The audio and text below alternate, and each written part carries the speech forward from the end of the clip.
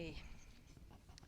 So, dear guests, dear colleagues, ladies and gentlemen, it's a great honor for me to open the 4th annual meeting of the European Young Endocrinology Society's Scientist Society. At first, I would like to introduce myself because I consider myself to be a young scientist, but not so young as you. So I'm the director of Diabetes Institute, which is a part of National Endocrinology Research Center, where we are now all sitting. When I'm thinking about some welcome words, I suggest that endocrinologists, especially young endocrinologists, are the most progressive, the most advanced persons in the whole medicine. Why I think so? Because I do not know any other young medical society, or if any, not any, which joined like you, like young endocrinologists in medicine. No young cardiologists, no pulmonologists, no gastroenterologists, only endocrinologists. And I believe that you have a very good future, very big perspective in future. Because you can join, you can speak to each other face to face, you can communicate, you can exchange your experience and everything. And as if we're now in Russia, in Moscow, and I'm proud of it, very, very much proud of that, the 4th meeting is taking place in Moscow. I would like to quote a few words from our famous academician, scientist, Ivan Pavlov. And as you see, he lives long, long life. And 1 year before his death, he's a great physiologist and medicine, because he had got a Nobel Prize award for physiology and medicine in 1904. So very early at the beginning of all Nobel Prizes, yes, for the concept of conditioned reflex. And 1 year before his death, he wrote a letter to young scientists. It was written in 1935. And he said in his letter that young scientists in any field should possess some features of the character. The first, consistency in acquiring knowledge. Never move on to the next before mastering in the former. Never funk or be afraid of hard job in science. To study, compare, and accumulate facts. Do not become hoarders of the facts, and do your best in finding the real reasons, the origin of these facts, in order to understand the mechanisms of the disease of any other physiological process. The second one, modesty. You should possess modesty. Never think that you know everything, he said. Do not let pride take possession of you. It will lead you to reject useful advices and friendly help. It will help you to find consensus and to be objective. And he suggests that you should, and we suggest too, should work in a team and as a team, and never argue about what is mine and what is yours. And the last position, passion. And he said, remember that science demands that you dedicate your life to it. And even if you have 2 lives, it wouldn't be sufficient. That was his words, which was said in 1935, so many, many, many years ago, but I suppose they're very actual till today. And so I would like to finish my welcome speech now, and to wish you a great success in this great meeting. Thank you.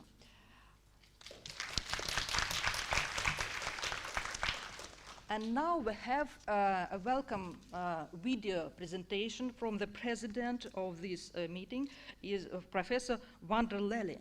Please switch on the presentation. Friends in Moscow, dear friends from Moscow, a very warm welcome at the 4th Eyes Endocrinology Symposium. The European Society takes the eyes very seriously. We are devoted to make life for you young endocrinologists much better than we had, and we already had a pretty good life. You're looking at an extremely jealous person. First of all, because you're still young and I'm not. And secondly, because I've never been to Moscow. I have seen the program, and I want to thank the organizers for having made a program which is so great. It contains about every aspect in endocrinology. I've seen very young talented people on the list. I see that there are great chairs, and I sincerely hope that you do not only have science but also have a lot of fun. I know from the discos that you already organize during the ECE meetings every year that you're a great bunch of young people. I think what the European Society tries to do is make life as good as possible for you young endocrinologists. So we start in the new structure that is currently developed, a fixed position for an ICE member in the executive board of the European Society, so that you already at the beginning of plan making and decision making know what we try to decide what is good for endocrinology, including you. Now the meeting there, I think, is a perfect example of the international ambition of the European Society and of ICE. And I think it's a great achievement that borders within Europe, and hopefully also outside of Europe, in fact hardly do exist. Older people tend to be more political, and I'm greatly honored that you younger people don't fancy politics at all and just go for science, for networking, for pleasure, and for endocrinology. I wish you a great success. I hope to see you soon, and at least I know that you all promise me to show up in Lisbon, May of next year, at the next ECE. Thank you, have fun, and enjoy yourself. Bye bye.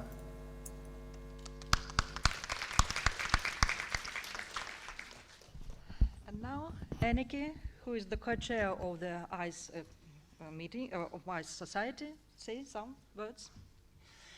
Well, thank you for your warm welcoming words, Marina. Thank you for having us in Moscow and supporting the meeting here. And at first, I would like to thank Katrina and Lubov, who did a major job and made it possible to be here and to organize the meeting here with Russian and European members. I think that's a great effort, and I know what you had to do to make it all happen here. So maybe we can give her a little applause. They really did a great job. I was planning to stay here with Gefsi, so I'm the co-chair together with Gefsi, but she unfortunately couldn't make it in time. So I will present you a little bit what is ICE. So you can go to the next. Can I do that? Yeah. So what is ICE? So we had a young endocrine scientist, like Acha van der Lely already told you. We are a young group and try to inspire each other. And we started from a German young endocrine society group 10 years ago, and 4 years ago the first ICE meeting was there. And I think it's a really strong statement that we are a European group and that we can learn from each other. And especially the young people can really make connections between groups. So the next one, please. So to make you familiar, for the people that are for the first time at an ICE meeting, so where does ICE stand for? Is the European Young Endocrine Scientists. What is ESE? ESE is our mother organization. It's the European Society of Endocrinology, and ECE is the European Conference of Endocrinology. And as Arjan van der Lely already invited you for, the next meeting will be in Lisbon, and it's also very worthwhile to go there if you're able to. Yeah. So we invite, so when are you young? That's sometimes so we have discussed a lot about this. When are you young scientists? So we tried to keep the age level, but there are many people that above 35, but still in their early career. So, and we want to invite everyone that's involved in hormone research to make our scope as broad as possible. So basic science, clinical research, and even veterinarians are welcome. So what are our goals? So we want to be a voice, so for the young endocrinologists, because young endocrinologists, we do a lot of the work. So we are the PhD students, we are the young doctors that see a lot of patients, that do a lot of the work that is done. And especially in our initial stages, or in our young career, it's very important to train, to lecture, to give speeches, and we want to promote new talents. So do your best. The one that's giving the best talk during this meeting has the opportunity to present his or her data also on the ECE in Lisbon. And of course, we also like to network and make a lot of fun. And of course, we want to keep endocrinology alive in Europe, and I think we are a very good example of young endocrine scientists. So who are we? So GEPSI is on the photo next to me, and we are with 5 more people that couldn't make it all to Moscow, unfortunately. But maybe you recognize them from other meetings. So we are the committee that will overlook for the needs of young people, and we have a lot of ambassadors also in Lisbon, in Denmark, in Poland. So if you're interested and your country is not yet associated with ICE and you want to organize your young society in your own country, please contact us and we can help you to set up your own young society. I think that's really helpful also in your own country to meet with fellow researchers. You can find us in EZ newsletter, in the articles, but we also have some extra, especially for the very young careers, extra education in the summer, and I really would recommend the Bregenz Summer School. So this is an old one, but in 2017 there will also be a Bregenz Summer School. So please go to our website and check for the Bregenz Summer School, where you get basic skills, basic lectures in endocrinology. Is very helpful in the start of your at the start of your career. So you can also find us on other meetings of endocrine related conferences. We try to find the right people to give invited lectures there, and so also to promote young speakers. And of course you can find us at the ECE, so the conference. Last year we had a very nice a symposium also in München. It was a great success with all young speakers. So our last meeting was in Modena, and I hope that you will be. So there's a picture of it. A lot of people were there too, and I hope that you will be next year in Oporto. So also in Portugal, next to the sea, with a view on the mountains and a lot of nice ports. Has to be a nice place to meet again, but let's first enjoy Moscow. Thank you for your attention and enjoy the meeting, and I'm really glad you're all here. Proud on the organization and on ICE. Thank you.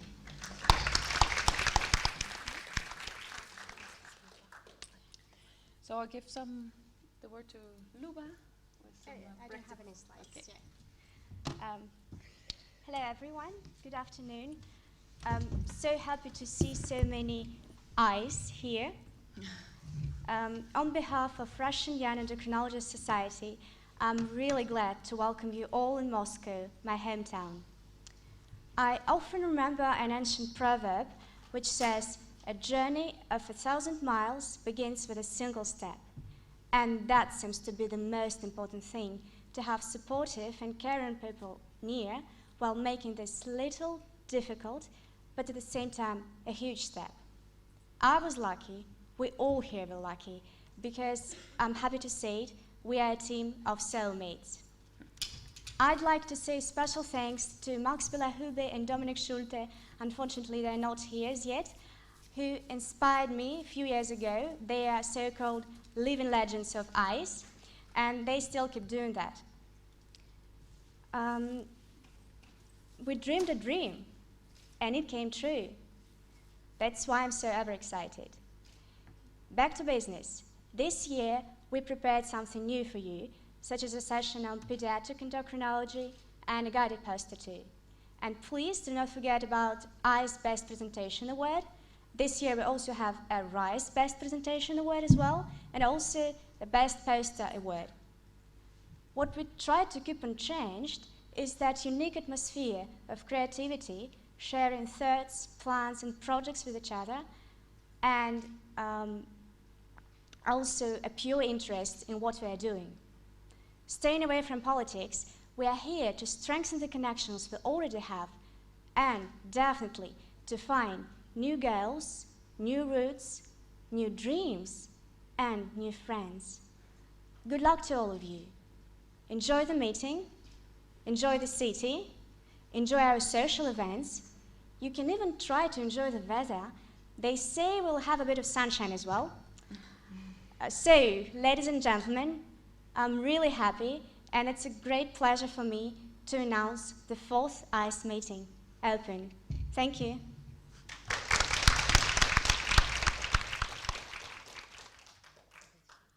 And so I pass the torch to ICE Ambassador in Russia, Ekaterina Sorkina. Thank you, Luba. To continue Luba's speech, I will give some details on this meeting we have in Moscow. This is, if you don't mind, I'll remain seated. This is the day of great joy for all of us and for me personally, because this year we're welcoming in Moscow, our hometown and our alma mater Endocrinology Research Center, almost 100 participants of ICE, plus our guests. There are around 70 young endocrinologists from all around the world. You can see different countries. People from different countries came, and we're very glad. And also around 30 people from different Russian cities, and Russia is big, and it was quite a journey for them as well. Thank you for coming, not mentioning our guests from Moscow. As an ambassador of ICE in Russia, I've always considered this mission one of the most important in my life. Honestly, I have even postponed my own wedding for this event, and it's in a week only. And today, a wish we made 4 years ago came true. So thank you very much for making it possible, for registering to our conference, for coming.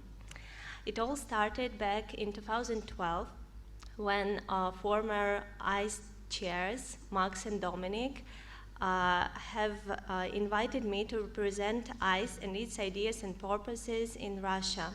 The idea was to integrate Russian young endocrinologists in European Society of Endocrinology, to share their interests and their scientific ideas.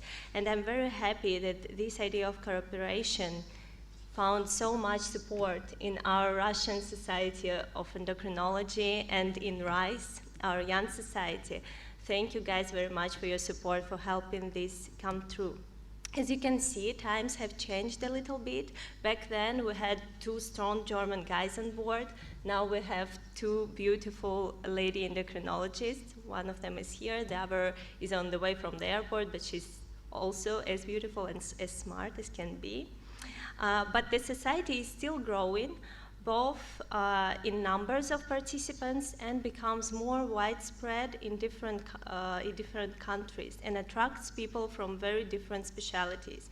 I think this is one of the few meetings where both medical doctors, veterinarians, experimental scientists can meet and discuss the world of hormones, which is exciting. I would like to thank the ICE board and the EC board for their constant support and willingness to cooperate despite all the difficulties, in spite of all the visa issues, different currency, language barriers sometimes. We are all here now together, demonstrating that the young scientists and endocrinologists, both from Europe and from outside Europe, are united in their love for our field, endocrine science, and that we always have been and always will remain open-minded, professional, and open for any interesting and fruitful collaboration. I would like to thank all my colleagues from the organizing committee. This team is really the best in the world. Thank you all. You can see their names on board, and you'll meet them all today and tonight and tomorrow during our scientific events and our social events. Every one of this team has contributed a great deal to the organization of the conference. I hope most of the things will go all right. If something goes wrong, please contact us. And also, keep in touch by terms of Telegram, emails, website, if sometime you get lost and can't contact us personally. We're very open and we'll try to keep you updated about everything. Finally, I would like to thank most cordially all the participants, both registered in advance and who just last minute decided to come, for leaving your laboratories, patients, and projects for a few days to share your ideas and results in this friendly, unique atmosphere of ICE. Really, the most exciting thing about ICE is its friendly, young atmosphere. And I'm very glad that this year, 50% of participants are the newcomers. It's their first ICE meeting, and I think that's the big success, Anneke, right? So this year we'll have 11 scientific sessions. One of them will be poster session, 3 invited speakers, and 1 dinner lecture with our very special invited speaker, but it's a surprise, wait till tonight. And of course, we'll have a guided tour in Moscow and a party, maybe even several parties, but that also will come later after the scientific part. And now, let me introduce our first invited speaker, honored Professor Ari Nouwen, who's very well known for his studies of psychological problems in diabetic patients. Professor is a professor of psychology, so it's very interesting for us medical doctors and endocrinologists to hear what he'll say. Professor Nouwen brought us a really intriguing topic, depression and diabetes. Whose problem is it anyway? Please, Professor, help us find the answer.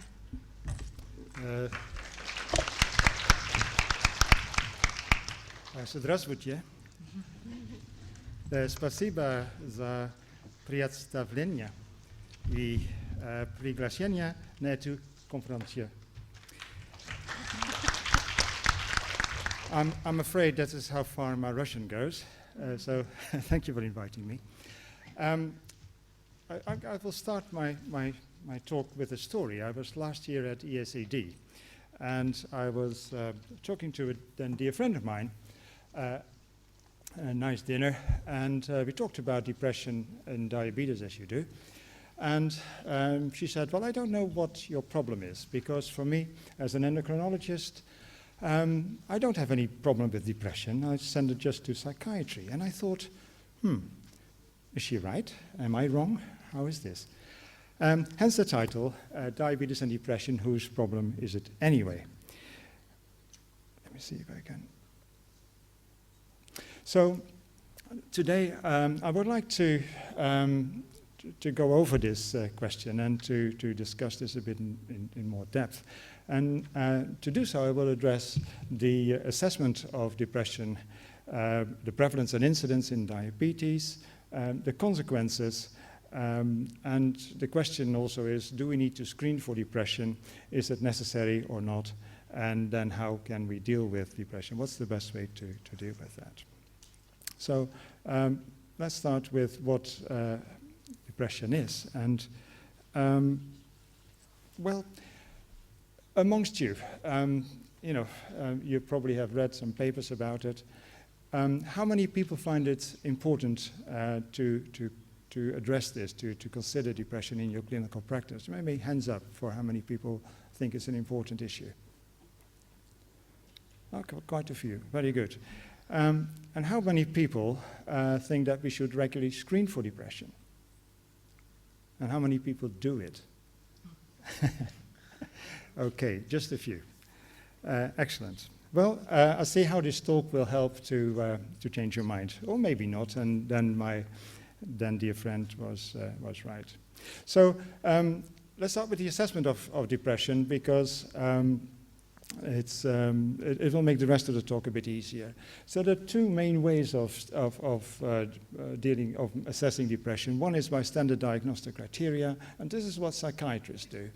They ask a number of questions according to the DSM-5 or the ICD-11, and they can do that because of experience. They know what questions to ask, and people doing research can use one of these schedules, so the diagnostic interview schedule, the DIS for DSM, present state examination, the SCAN or the SCID. These are sort of standardized questions you can go through, and then at the end you will come to a diagnosis.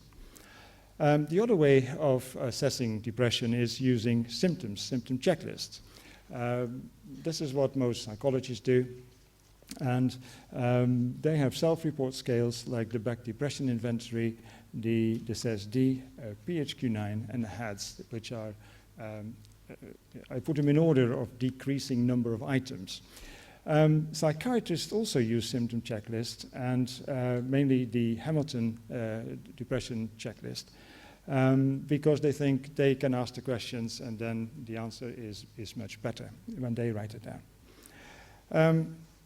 So here's an example of the one of the most frequently used questionnaire these days, the PHQ-9. There's only 9 items, so we went from 21 in the BDI to 9. And the first 2 items that you see up there are about anhedonia, whether you have lost pleasure in life, and also for negative mood. And these are the 2 core items, and if you want to make a diagnosis, the items need to be present. In fact, the PHQ-9 uses the same criteria as a psychiatrist would, but this is self-reported by patients. The items with a star are those that are maybe confounded with diabetes. So people with high blood sugar levels may have little energy or may be tired. They may not have appetite or increased appetite. So what happens is if that reflects blood glucose, you may overdiagnose or overrate the level of depression. If you take them out, as some people have suggested, you will underrate them because they're also part of depression. If you think that 9 items is too long for your practice, you can use the first 2 items, and this is recommended by NICE. During the last months, have you been feeling down, depressed, or hopeless? And if you have been bothered by little interest or pleasure in doing things. And if you get a yes for any of the 2, I'm afraid you have to ask some more, and these are the rest of the PHQ-9 items, basically. So basically 2 questions will get you a fairly decent answer if somebody is depressed. And going down from 9 to 2, I was just waiting for the 1-item questionnaire, are you depressed? But that's for next time. Why is it important? Why would you consider depression in diabetes? Why would it be an important issue to consider? Well, there are a lot of elements that are in common, ranging from genetics, negative early environments, lifestyle changes because of depression. People are not very keen to do exercise. Usually, they're very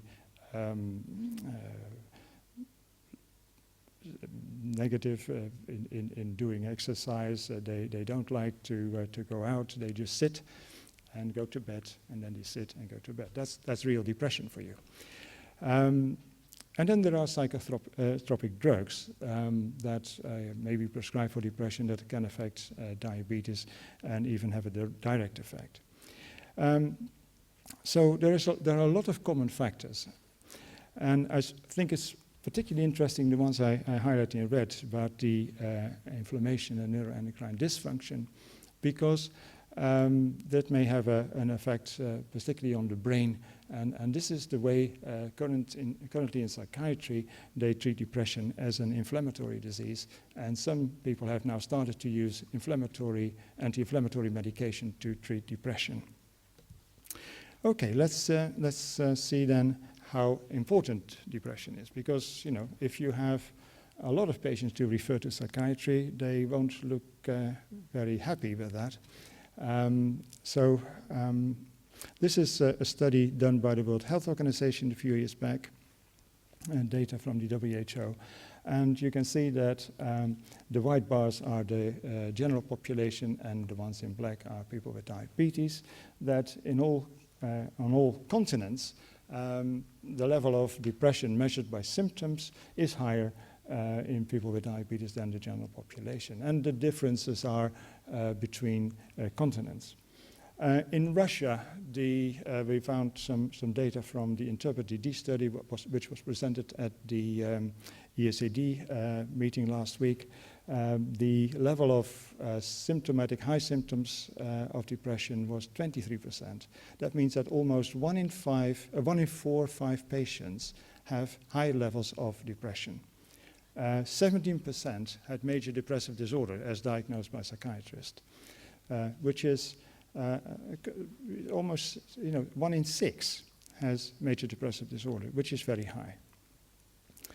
The differences between the continents are probably reflect differences in culture or understanding what these concepts means within their culture. The other thing we can see is that the increase rate is almost double that of the normal population. There are also associations with blood sugar and depression. This dates a bit. This is from 2000. And overall, the relationship between depression, the effect size of depression on glycemic control is about 17.17, which is a small to moderate effect size.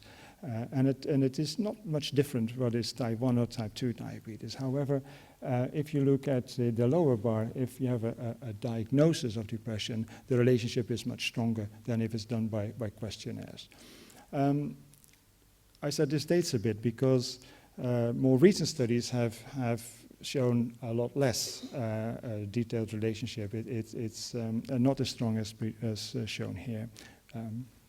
And there are a number of longitudinal studies, and some have found a relationship, others didn't. So that is something I need to think about. Because if depression is linked to high glycemia, then you as endocrinologists may have a role. And if not, my dear friend in Stockholm was right and say, let's send it to psychiatry. What about prevalence? This is a cross-sectional study done in the Netherlands, in the Horn study, a couple of thousand people. And what is shown here, that depression is increased, the level of depression, cross-sectional study, mainly in those with comorbid diseases, so complications and other conditions, but not in those without those.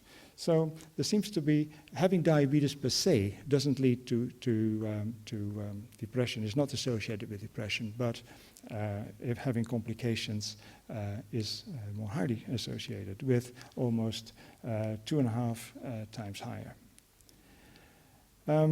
Now, the relationship between depression and diabetes is not new. This is Thomas Willis in the 17th century, who noted that diabetes is often present among patients who had experienced significant sorrow, life stresses, and sadness. In other words, depression. So what he found is actually the opposite of what I'm interested in, is whether diabetes increases depression. He found that depression increases diabetes. And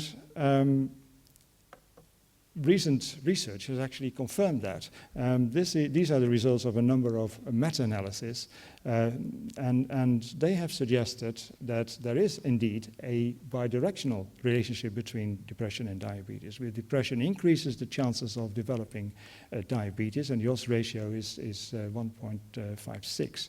So you get almost 60% increased chance of developing diabetes if you have people with a psychiatric disorder of depression. If you have diabetes, you have an increased chance of developing depression over a number of years. And these are longitudinal studies over 2, 5, 6, 8 years. It depends on the study. With an odds ratio of almost 1.25, 24%. That means that the incidence of depression in people with diabetes is significant, but it's not that high as the other way around. However, we saw that the prevalence rate was almost doubled, which means that not many people will develop it, about a quarter. But once you have it, you're likely to stay depressed for a long time. And therefore, do we need to give that any attention? Now, we just saw that people who have diabetes but without complications are not more likely to become depressed or to have depression as those without diabetes. And another way of looking at that is to look at people who have diabetes but don't know it, the so-called undiagnosed diabetes. This is data from the ELSA, the English Longitudinal Study of Aging, over a 5-year period. And we have 3 models adjusted for age and sex, and then for other demographics, and finally for comorbidities. And what you see is the ones in red are the diagnosed diabetes. So if you have a diagnosis of diabetes and you're between the age of 50 and 65, you have an increased chance of developing depression. However, if you're older than 65, the odds ratios are not higher. So having complications and older and younger older adults, then the chances are much higher to develop depression. Which, well, there are 2 explanations for this. One is that the younger people have a bit more to do than the older adults who usually after 65, and especially in the Netherlands, they retire, and things are probably much more easy to deal with life. They can deal with the diabetes more easily than somebody has a job and then has to maybe arrange for children and what have you. And the other thing we see from this is that if you have diabetes but don't know it, your chances of developing depression is not any higher than in the general population. And the same is for impaired glucose metabolism. So it's just not having diabetes per se. It seems like the stress, the burden of diabetes is driving the depression, at least the symptoms. This is symptomatology. And therefore, many people in the diabetes world start to use questionnaires measuring diabetes distress. And this is one is the PAID. It's translated in many, many languages, including Russia. These are some sample items. So feeling discouraged with your diabetes, feeling deprived regarding food and meals, and worrying about the future, and feeling alone with diabetes. So these are the sort of items there are in the questionnaire, a total of 20. And what the way you can use this questionnaire is by seeing what people take, what patients take, and then have a discussion about that and see how we can reduce the stress of diabetes, and whether maybe the endocrinologist, and if you don't have time, maybe the diabetic nurse could do that. Okay, so it seems that it's a highly prevalent condition, but not in all cases.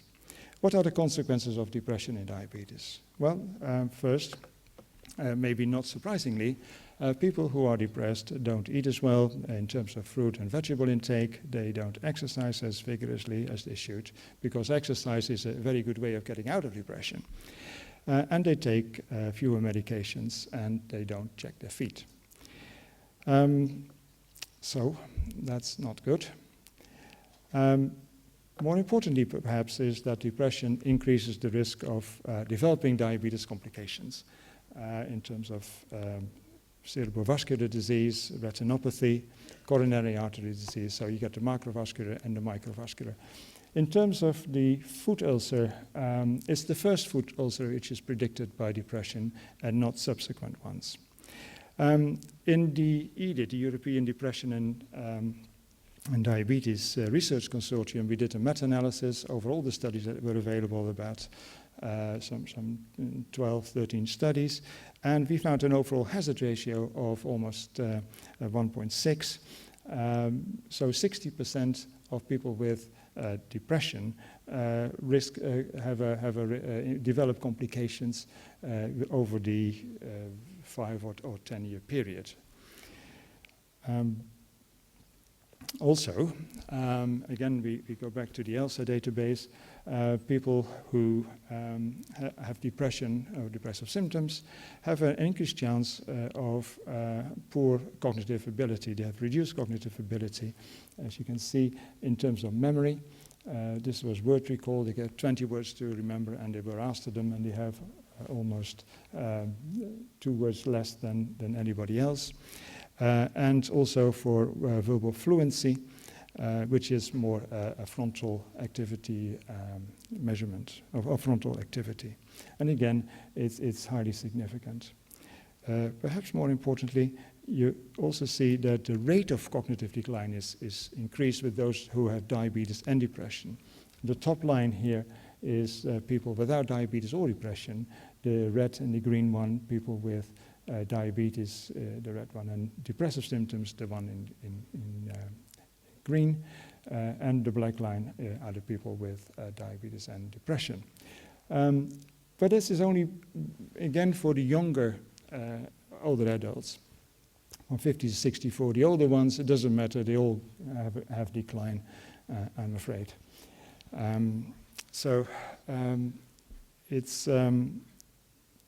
These are important figures, and even if the word decline of a couple of words seems very trivial, these are averages, and of course they are significant. And it's not like now they completely get Alzheimer's, although there's an increased rate of Alzheimer's disease as well as cognitive decline. But it shows that there is something wrong, there is something going on in the brain, in the hippocampus, and the causes are more likely to be linked to prolonged hyperglycemia. And finally, there's also increased rate of mortality. This is one study showing, and it's nicely done with these survival curves. If you look at 16 studies, was recently done by Dutch Van Doornen et al., and they found that there's a hazard ratio of almost 1.5, so 50% increased risk of all-cause mortality. Now, it's not just suicide, it's heart disease and any of the other consequences of these complications, of course. So, who should deal with diabetes? Is there anything diabetologists or endocrinologists could do to deal with this? Or is it just send it to psychiatry and they will figure it out? Let's summarize. So depression is very prevalent. It's likely to be associated with the burden of having diabetes. It leads to poorer self-care and perhaps increased blood glucose.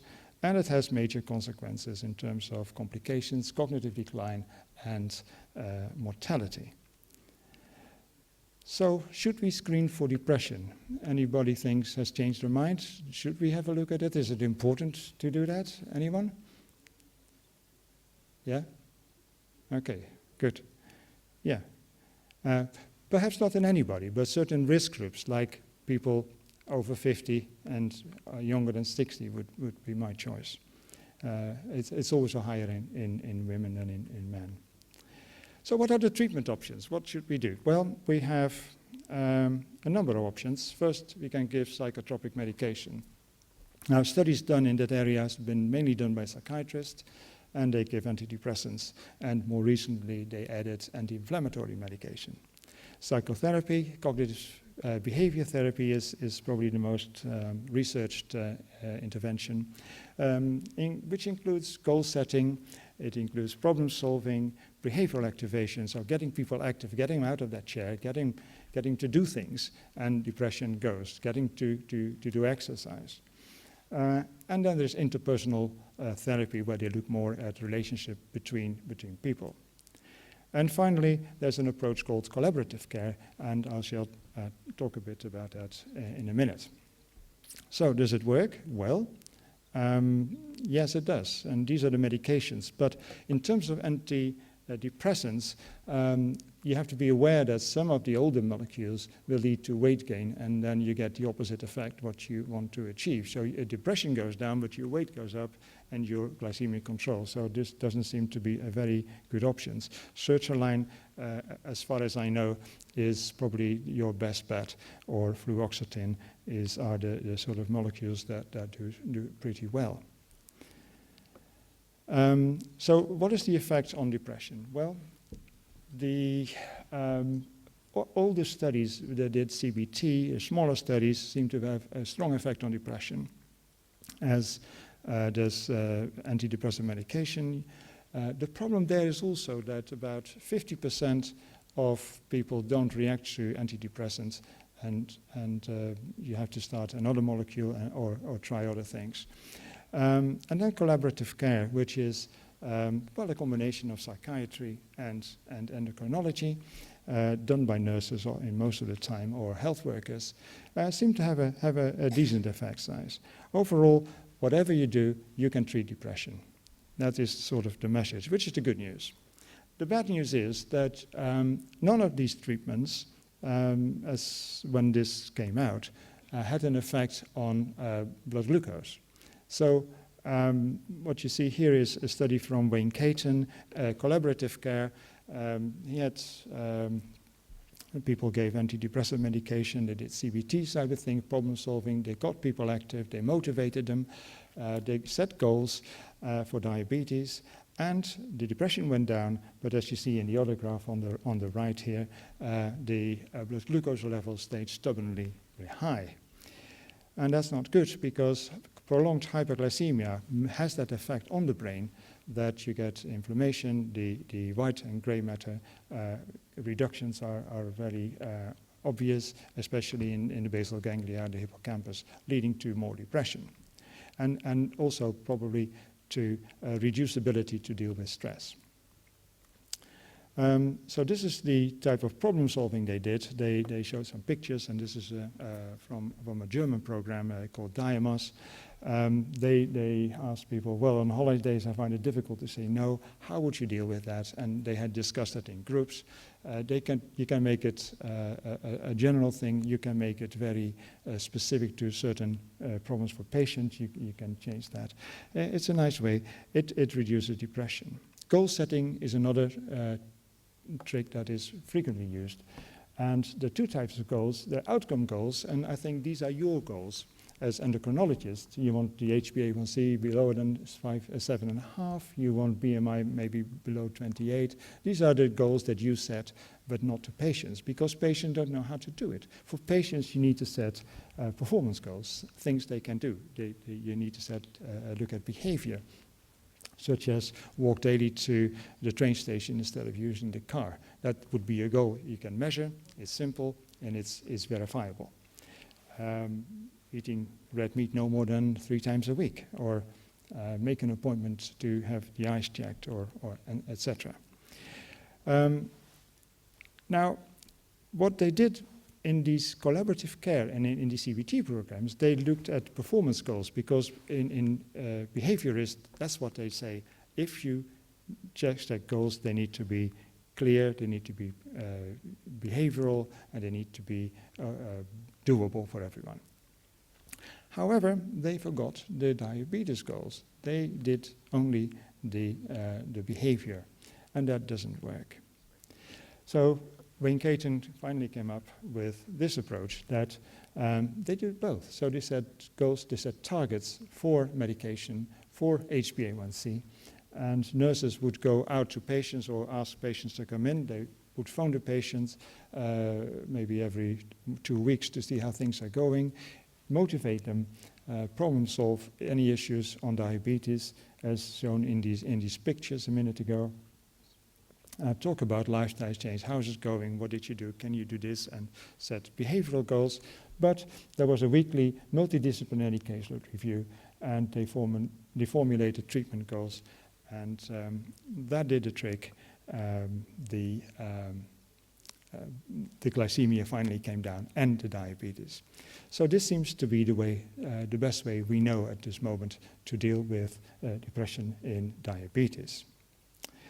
Now, how to do that is the issue. People say, well, first of all, I don't have money. This is the data from Wayne Caton, and you see here that usual care is actually quite a bit more expensive than the care management, in which so they trained nurses to do this, the diabetes nurses, and some links with psychiatry. They had common consultation, and they set it up. So if you want to do it properly, then you need to do something about the service. You need to change the service so that it's not just either endocrinology or psychiatry. It has to be a combination in my mind. Anyway, so this is what I think we need to do, and I hope that you will be able to use some of this and to say, well, what can we do in my service, and how can we change that? So I said some more Russian.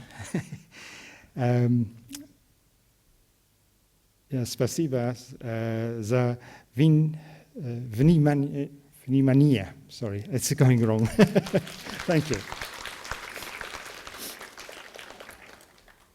And any questions? Are there any questions? Well, while the audience is thinking on some questions, I would very much like to ask you one.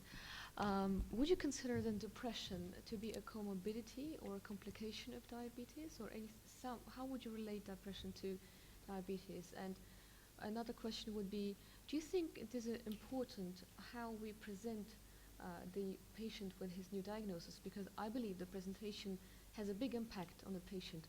Does it correlate with this condition, depression? Do you think something should be changed there? Okay.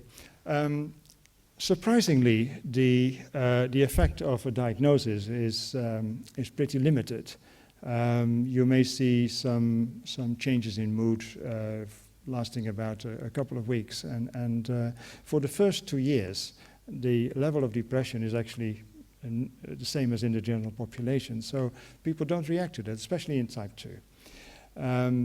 Now that may change as soon as people start talking about complications, as complications start to set in, and especially when people are being told that now it's time to transfer to insulin, because that is something, now my diabetes is very bad, and how come I did my best, and so forth. So, but the effect of diagnosis is pretty limited. I think it is the burden that for most people. Now, of course, there are people, who have a history of mental disorders, especially major depressive disorder, usually starting in the early 20s. While diabetes, type 2 diabetes, starts after 35, 40 years, although we have kids. But for the majority, it's after the age of 35.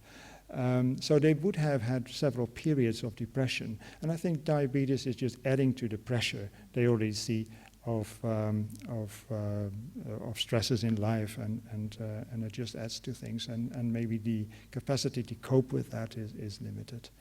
And I think this is how it works, that the prolonged hyperglycemia, the effect of that on the brain, by reduction of white matter, by the reduction of grey matter in the basal ganglia and frontal regions. They have an effect of reduced neuroplasticity and reduction of coping. And that's an impact. So, I mean, it sounds funny. The epidemiological data seems to suggest it's the burden, but what we know is inflammation is there. We know that there must be biological factors, but I think these are more indirect, and it's their effect on coping is the main thing. Yeah. Okay. Any more questions? Don't be shy. I know it's a new field for everybody of us, but surely there's some things that need to be clarified. Yeah, so I look at your story more from the endocrinology field. So do you think there might be some common endocrinological factors, that we can measure? Do you know if there's any research on that, if there's a common factor that might cause diabetes and depression? Do you know something about it? So maybe cortisol, might that be a factor? And is there then might there be also a therapy maybe for it, if we know these factors? So changing habits, it is so hard. So yeah, it is. It is. Yeah, there must be biological factors. I mean, there are some studies showing that depression has effect on endothelial function. So, and I mean, there will be a whole cascade of factors. You know, cortisol is usually the most common one. So yeah. Is there a specific one factor? I don't think so. And at the beginning of the slide I showed with a whole range of factors. There may be some genetic common factors, the negative early environment, lifestyle is of course important, and then the inflammation. Usually through obesity, depression leads to increased inflammation, and you know, if there's a precarious balance already of people are obese and so forth, then that may just tip it over, I think.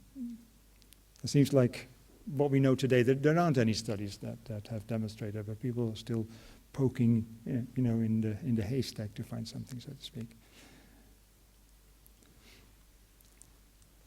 Any more questions from the audience? So few people were raising hands before.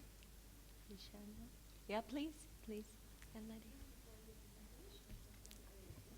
Could you please come closer to the mic because we can't hear you from... Oh, there's a mic coming your way as well. Yeah.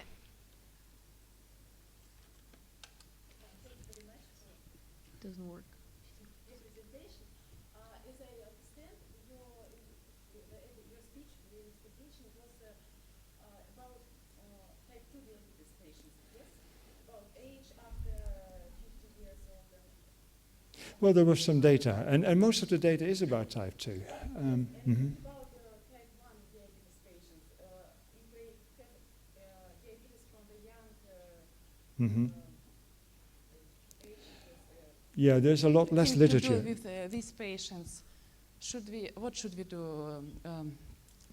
Psychology treatment from the first step, or?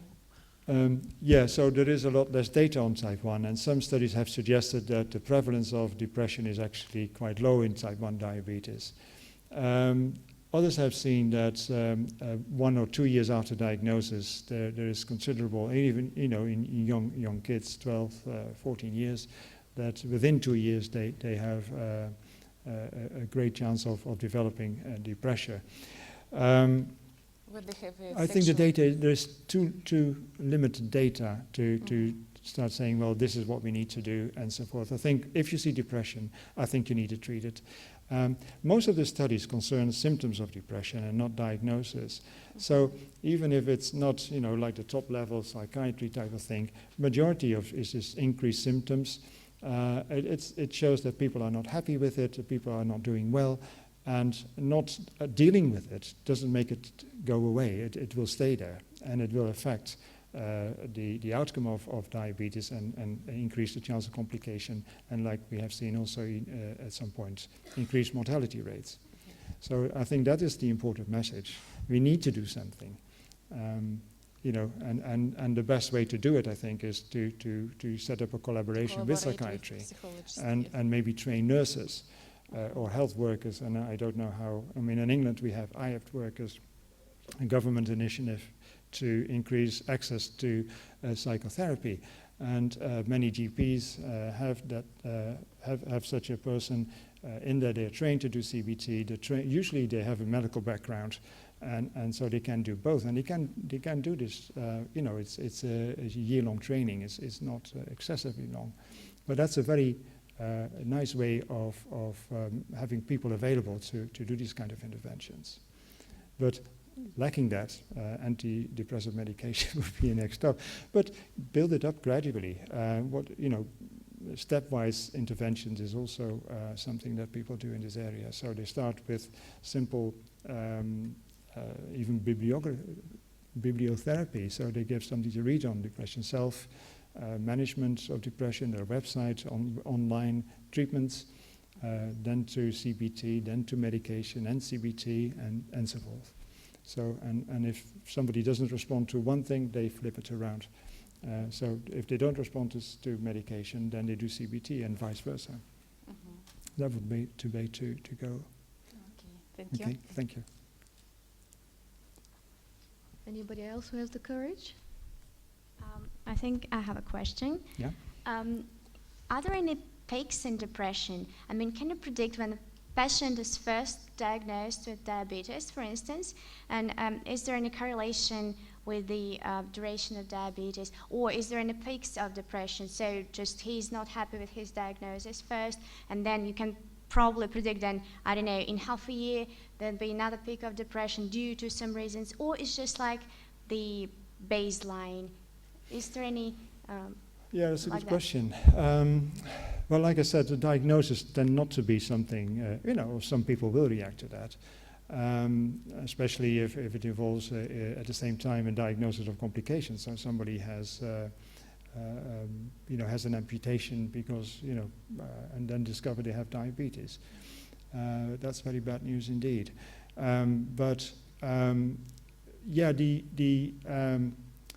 The prevalence or the recurrence of depression is greater in the people with diabetes. So normally it comes back every 5 years. It may come back every 18 months or so.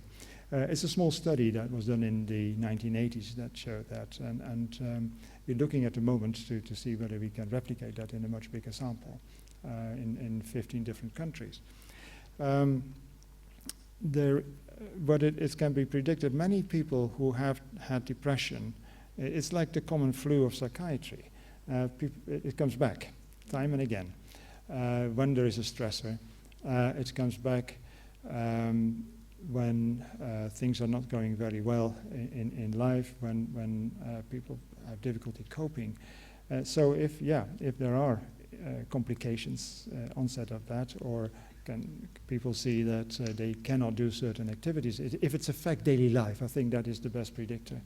Then depressive symptoms become more prominent. Many people, they don't, once you have major depressive disorder, they don't come completely symptom-free.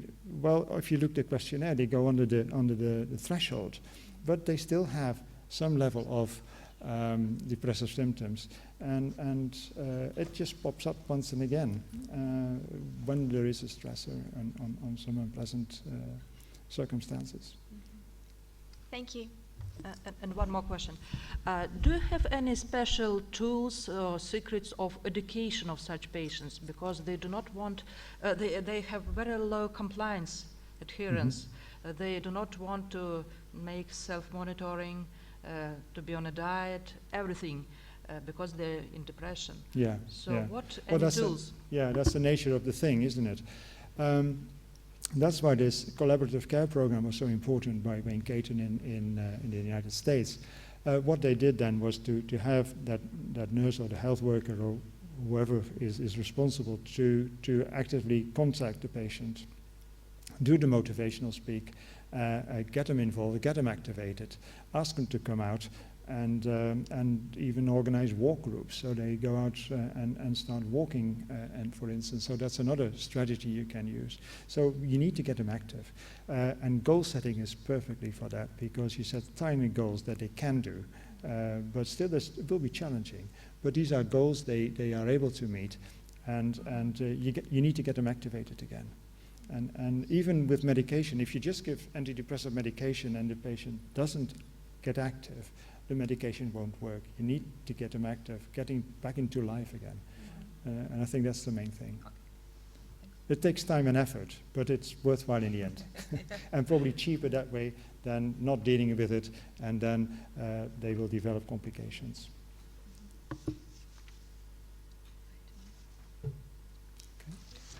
Well, sir, thank you so much for your lecture. I don't think we can have any more questions here unless somebody mastered the courage after all. Otherwise, I would have to thank you so much for the interesting lecture. Very important in my view. And well, I hope you will enjoy Moscow still. If there's anything we can help with, please contact us. Okay, will do. Thank you. Spasibo. Dank u wel. Thank you.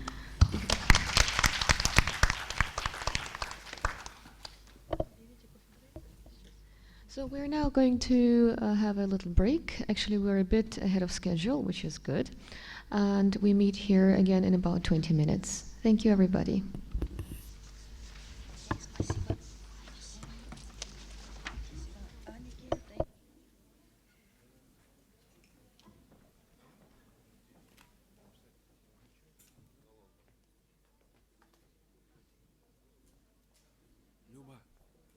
Люба.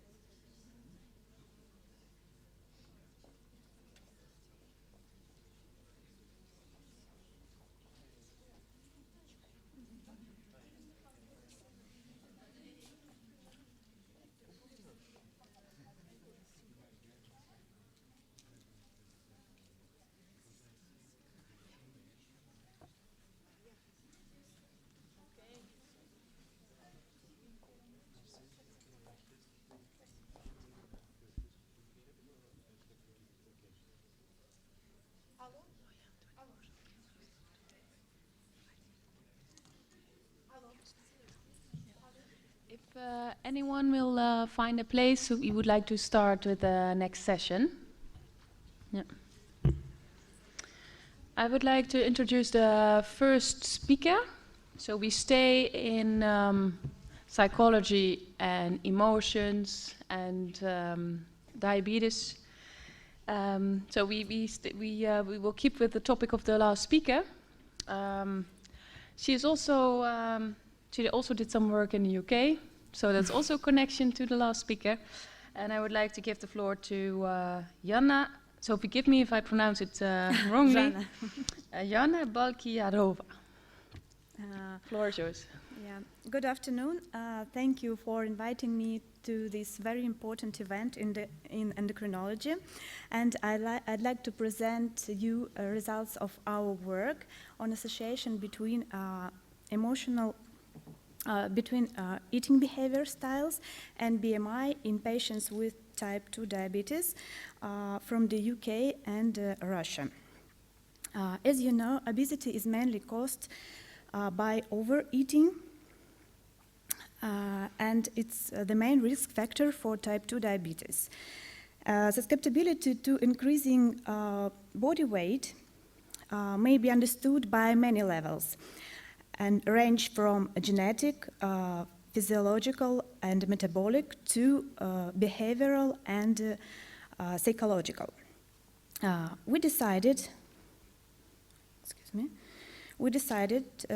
to examine whether there are cultural differences in eating behavior styles between the UK and Russia, and to examine which individuals are particularly at risk for developing overweight. In our study, we included patients with type 2 diabetes, 113 from the UK and 83 from Russia. The mean age was 62, and HbA1c was significantly lower in the patients from Russia. And all the patients were asked to complete the Dutch eating behavior questionnaire, and statistical analysis was performed using SPSS 21.0. Dutch eating behavior questionnaire consists of 33 DEBQ items with 5-point scale from 1 never to 5 very often. And it also consists of 3 subscales, namely emotional eating. It's eating in response to emotional arousal states such as fear, anger, or anxiety. External eating, it's the eating in response to external food such as sight and smell of food. And restrained eating is restraining food intake to avoid weight gain. And restrained eating paradoxically results in overeating in weight and weight gain. In our study, there were 124 patients with obesity, 58 from Russia and 66 from the UK.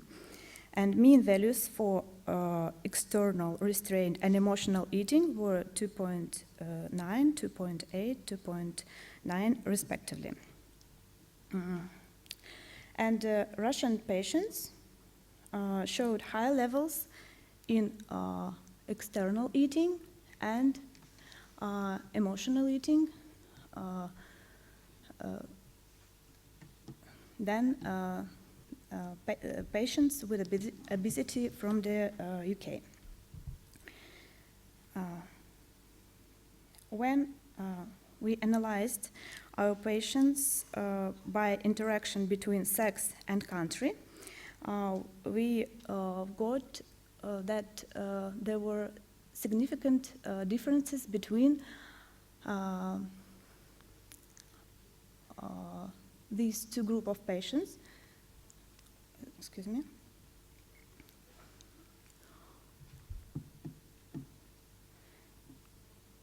in emotional eating, patients from Russia had significantly higher level of emotional eating than patients from the UK. And also, we had significant differences between men and women from the UK. Then multiple regressive analysis was performed, and on the first step, we included demographic parameters and HB1C. And on the second step, we added different eating behavior styles and achieved these results that emotional eating is associated with BMI. And we can conclude that emotional eating is an important correlate of BMI in patients with type 2 diabetes, and however, eating behavior styles may differ by country. And I want to thank to all my colleagues from all the universities and you for your attention.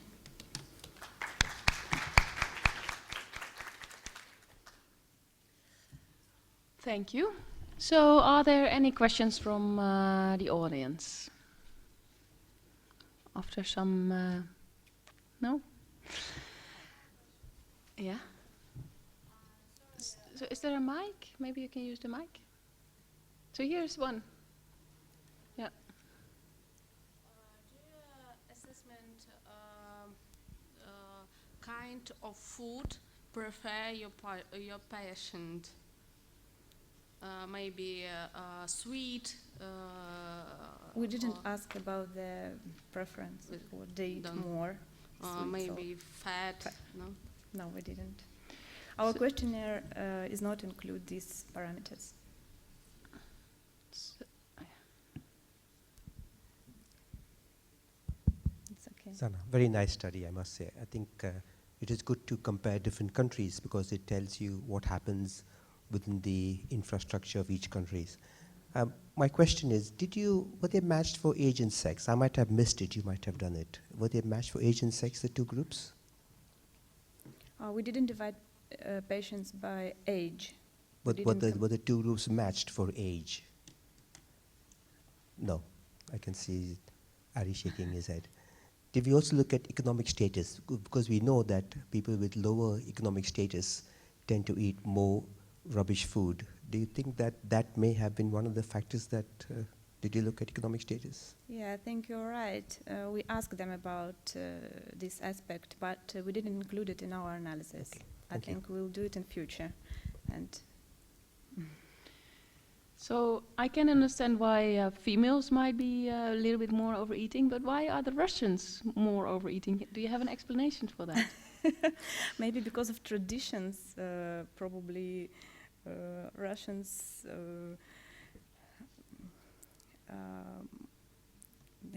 go and visit each other more often, discuss their problems and eat, probably. But we can only suppose.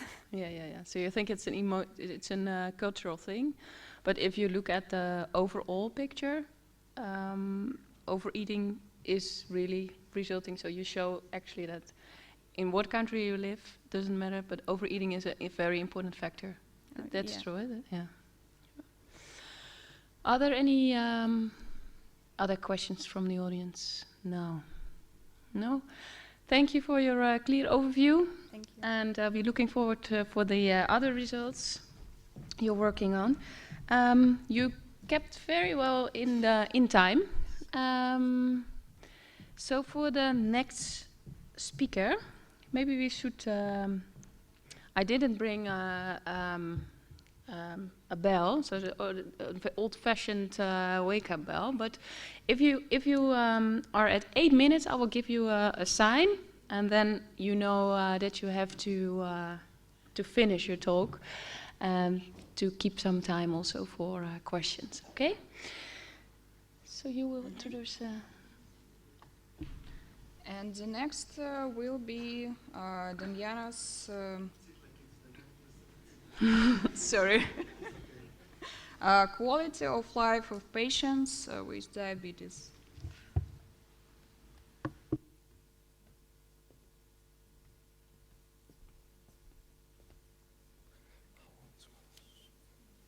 Do you have that right?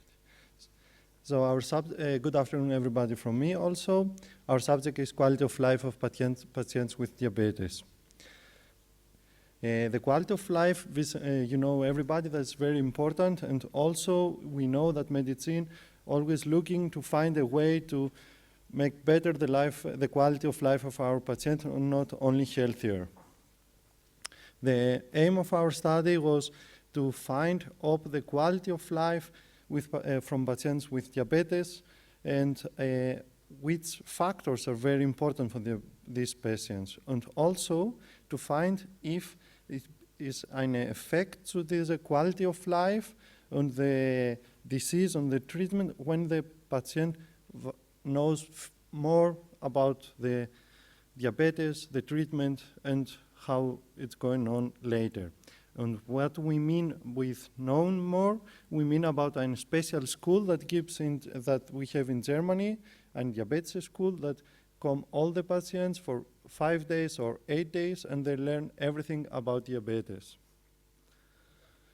So quality of life is a multidimensional concept, and is very variable, and we cannot so easily say what really influence the quality of life for an patient. We see here that we have so many aspects, from life satisfaction, from family, physical health, education, employment. All the factors are very important, and everybody influences the quality of life.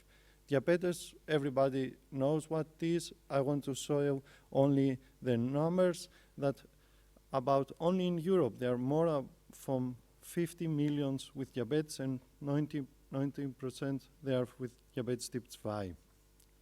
So we used the questionnaire for quality of life for diabetes, that is the ADT-19, that was in German language. And we have also more questionnaires about the type from diabetes, the treatment, how many years they have, and they have already this school gehabt, or if they do it only once or two, or they didn't know anything about for this school. All the diabetes patients, they can do this school once every 2 years, or when they have problems with the therapy. So only to see what is this questionnaire, the first question is about the actual quality of life. The second is the impact of diabetes in the quality of life. And the third is about 19 questions about work, friendship, sex life, holidays, everything. And the 5 questions that they have 1 star, these questions can the patient say that they are not important for me, I won't answer them. So for all the other questions, the patients tell us how important is this parameter to the quality of life, and then how is influenced from diabetes. So we recruit 140 patients, and you can see that the most of them, they are type 2, and we have so similar from women and men, and we have some with Crohn's pancreatitis, only 3 men, but we didn't use them later because they are not enough for the analysis. Here we see the complications from diabetes that has our group, and we see about 64% they have no complications, and only about 4% they have everything that means from nephropathy, retinopathy, and polyneuropathy. And when we see yet the average of overview 1, that's the actual quality of life, and we can see that when someone has more complications, they have always lower score. And we can see when someone has no complications, they have a better score from actual quality of life, and then they have 3 complications, they have lower. And the second overview 2 is the influence from diabetes, and we can see that for patients with more complications, they have more negative influence in their levels and their life quality. And we can see the third parameter, that is the average weight impact. That's is the one score from all 19 parameters, and we can see also that this is going always worse when someone has more complications.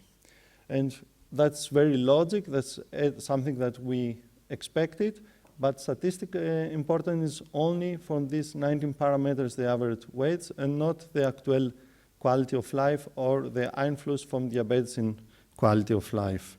But we can see that it's almost in the near to statistical significant. And when we made the same with the school, we can see here that when somebody attends this special school from diabetes, then have better score to everything, but statistical important is only the average weight impact for these 19 parameters for life. And we can see that every time that someone goes to this school and attends this school, better his score for this average score 0.2, that is 10% to say. And here we see the difference from the tip and from the therapy. And we can see, first we are looking only blue and red. There are tip 1 and we tip 1. And we can see when someone has insulin pumps, they have better quality of life, and also it has a smaller influence from the diabetes in his life and life quality, and also in the average score. But this difference is not statistically important, but in tip 2, in the green and lila, we see there that the patients they have only pills as therapy, they have also better quality of life, smaller influence from diabetes in quality of life, and that is also statistically important. That means that we have to first try all the medicaments that we have, all the tablets, all the pills, and then go to insulin, because it's very important from the quality of life for our patients. And we can see here the results, Susan, altogether, that the complication of diabetes affect negative the actual quality of life, and also the average score from these 19 parameters of life. But only this average score is statistically important to our group. And we see also that is statistically important also the difference between the treatment with pills, that they have feel more quality of life when we compare them with the same tip from diabetes with insulin therapy. And our conclusion is that educating patients appears to improve the quality of life, maybe doesn't improve the diabetes itself or the problem that they have the patient from diabetes, but the quality of life is better because patient knows what is coming, why they have these problems, and knows how he or she shall react. And another important factor that affecting the quality of life is the treatment. That sometimes as doctors we don't think about it, we think about only the parameters from the diabetes, and we so forth change the therapy, but sometimes we have to wait and explain more to our patients. That was my presentation. Vielen Dank. Thank you, Damianos. Any questions? Damianos, what was the average age of your patient? I didn't show it because I want to be snel. The age were for tip 1, we have a middle age from 35, and for tip 2, we're about more or less 53. And from women and men, we have more women in the school that they were. That was one difference in our group, that more women were attending the school from MENA, and they did it also more times, and they saw at the end better quality of life. Thank you. Thank you a lot. Oh, sorry. Thank you very much. Just a little question. The name of your topic sounds so general, quality of life of patients with diabetes. Just in terms of discussion of young scientists all working on that kind of topics, don't you think that it would make more sense to specify with like patients with diabetes, type 2 glycohemoglobin, this and that, these terms or something? Because otherwise, like you... The research was a little bit bigger from this presentation, and we took all the type from diabetes. They had about 300 patients, and we controlled the quality of life, and we didn't see that happens the long-time diabetes that saw something, but we saw only the therapy. We saw also the school that was important for the patient, and also the complications from diabetes. And all the other, from hypoglycemia or from other problems they have, they didn't influence the quality of life. We didn't expect that, but come that. Okay, good. So congratulations. Then you made a really epidemiological important work for all around the world, I suppose. Congratulations. I don't Thank think you. so, but thank you. One. Don't you think that the difference between the pills and insulin is due to the duration of diabetes and complications? Maybe We the patients also with test- less complications are on medications and with We more also test the duration from diabetes, for type 1 also for type 2. They didn't have any difference in the quality of life or the influence from diabetes in quality of life. Also, we saw that for type 1, the bigger was the duration, they have better quality of life, because maybe they knew more and they didn't expect something new. They have everything, so have it before. So But that's insulin that makes their life worse. We saw that the patients with insulin on type 2, they have more stress about insulin from hypoglycemia. They have more stress, but they don't have more problems. And then they have a worse quality of life because they have this stress. Is too much, too less, or something like this. Okay, thank you very much.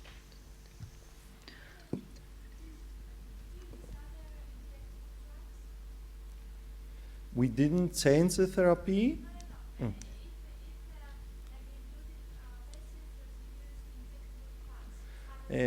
There were only about 10, about this 140, and of this, for this group we didn't make any statistical analysis because there are not so many. Okay, thank you, Damianos. And the next, Ksenia Vakhrameyeva, Russia, genetic markers of type 2 diabetes in Russian population. You have 10 minutes.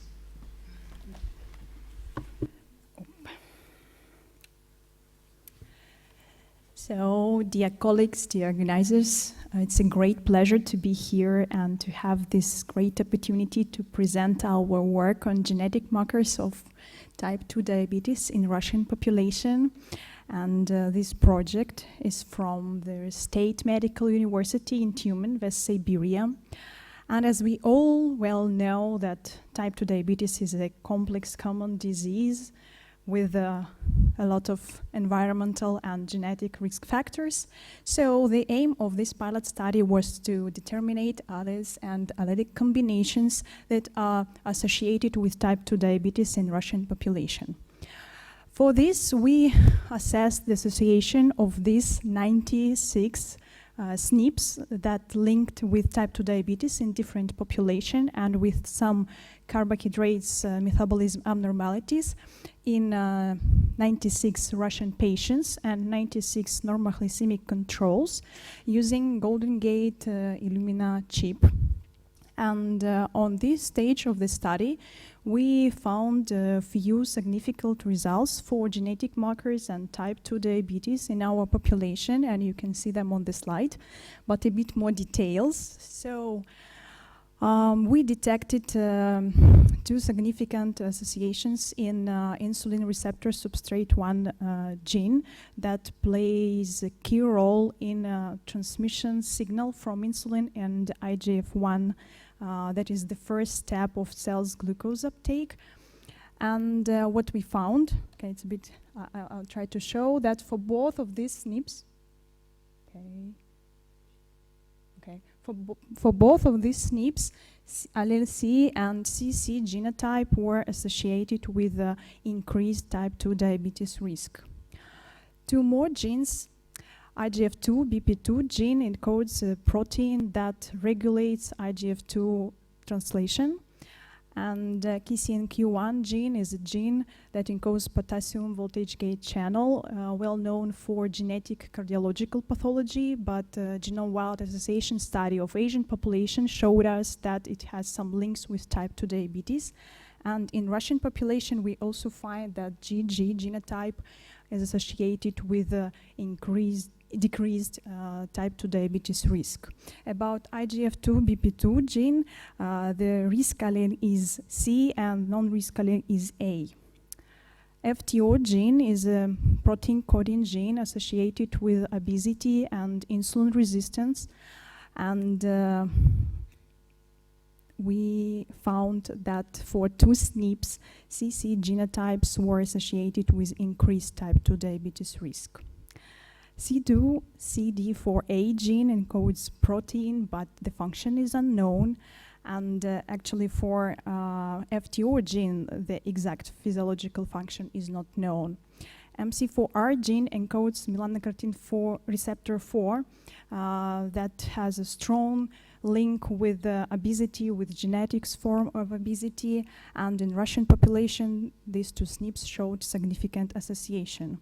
So on this stage of the study, we found some associations, but their role, their function, and the role of their possible combinations are not clear.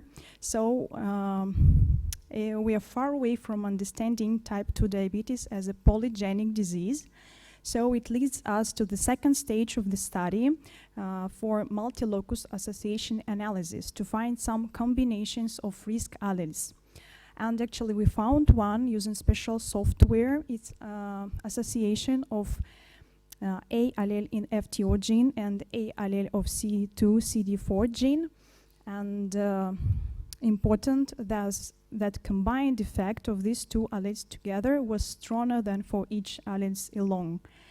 So at this stage we can conclude that presented SNPs are associated with type 2 diabetes in Russian population, that the B allelic combination that was found can be used as an independent genetic marker, and that we will continue to study genes combination in Russian population. And in the end, I want to thank our supervisor and our team for this great experience and all organizations that helped us, and all of you for your attention. Thank you. Thank you, Ksenia. So that was really, really well in time. Thank you. Thank you for helping us. Question? Yeah. Thank you for the nice presentation. Very interesting study. You have checked very important genes for type 2 diabetes. My question is, which is the statistical tool you used? I suppose that you used simple Pearson correlation, but I'm afraid that you should use a logistic regression analysis model, because this way you find so many correlations that the one should be adjusted from the other, you know? For each SNPs, we calculated odds ratio. So for multi-locus analysis, we use special software with Markov chains, with some multi-ways models. Yes, for the first part of the study, if you just estimate odds ratios, it's very easy to find correlations that do not really exist. So you have to put all genes in a regression analysis model, and every gene will be adjusted for the other one, so then you will find the real association. And this will be very important because you have included so many important genes, but you cannot have so many real associations with 96 patients. Yeah. So this will improve your paper a lot. Yeah, but it's like a pilot study. We're still collecting samples, and we are planning to continue and use some different statistical approaches to... Yes, of course, but when you use so simple association statistical tools, you cannot find the real genetic associations. Thank you. Thank you. And did you, in line with this, did you consider correcting for obesity, because obesity might be a confounding factor for type 2 diabetes, or an intermediate factor? So if you really want to look at the alleles that can, but that's in line with the previous question. So if you correct for obesity, maybe you're left with the real risk factors for type 2 diabetes. All our patients in type 2 diabetes groups, they were obese. And So, in normal glycemic controls, they were normal, they had normal weight. So, but as well, we calculated odds ratio for insulin resistance, because in our normal weight controls, there were 8 subjects with insulin resistance, and in our type 2 diabetes patients, we had a few without. So we calculated also for insulin resistance. It was a bit different, but very close, because we know that we need to increase the number of samples. Thank you, Ksenia, for your nice presentation. And I have a question about the design of your research, because we all know that Russia is a multinational country, and we even have our own Asian race and Caucasian race. And how can you determine the Russian population in your research? Okay, it's a very popular question for our research, because we're from West Siberia, and 30% of our population are from Tatars. They are Tatars. So we used like basic approach that used for many genetic studies in Russia, not only for endocrinological studies, but also for cardiological, because sometimes we compare Tatars, Bashkir populations between each other. So we questioned them about their parents and grandparents. And our main goal was did not include Tatars population. And what was your population in your research? What was your population in your research? That was Russian, Slavic Russian population. Thank you.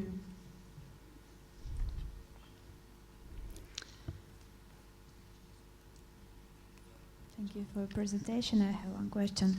I suppose that you choose your SNPs according to GWASs. So, were your results the same as for other ethnic groups of all over the world? Yes, they were similar. We chose our SNPs from meta-analysis of genome-wide association studies mostly, but some of these SNPs were tested for the very first time in Russian population. But yes, results were similar, because we are Caucasians, we suppose.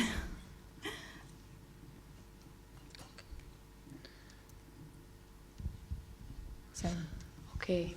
Thank you.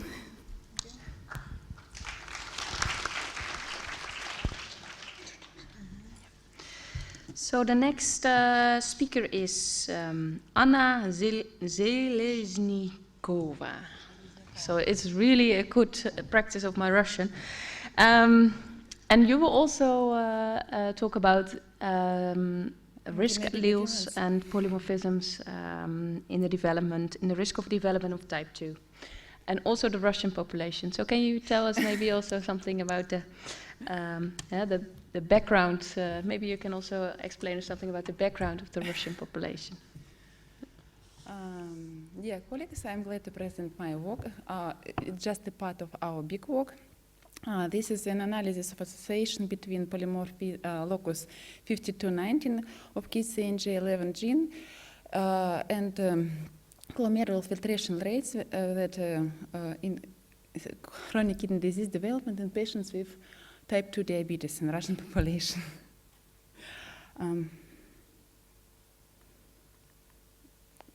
Doesn't work.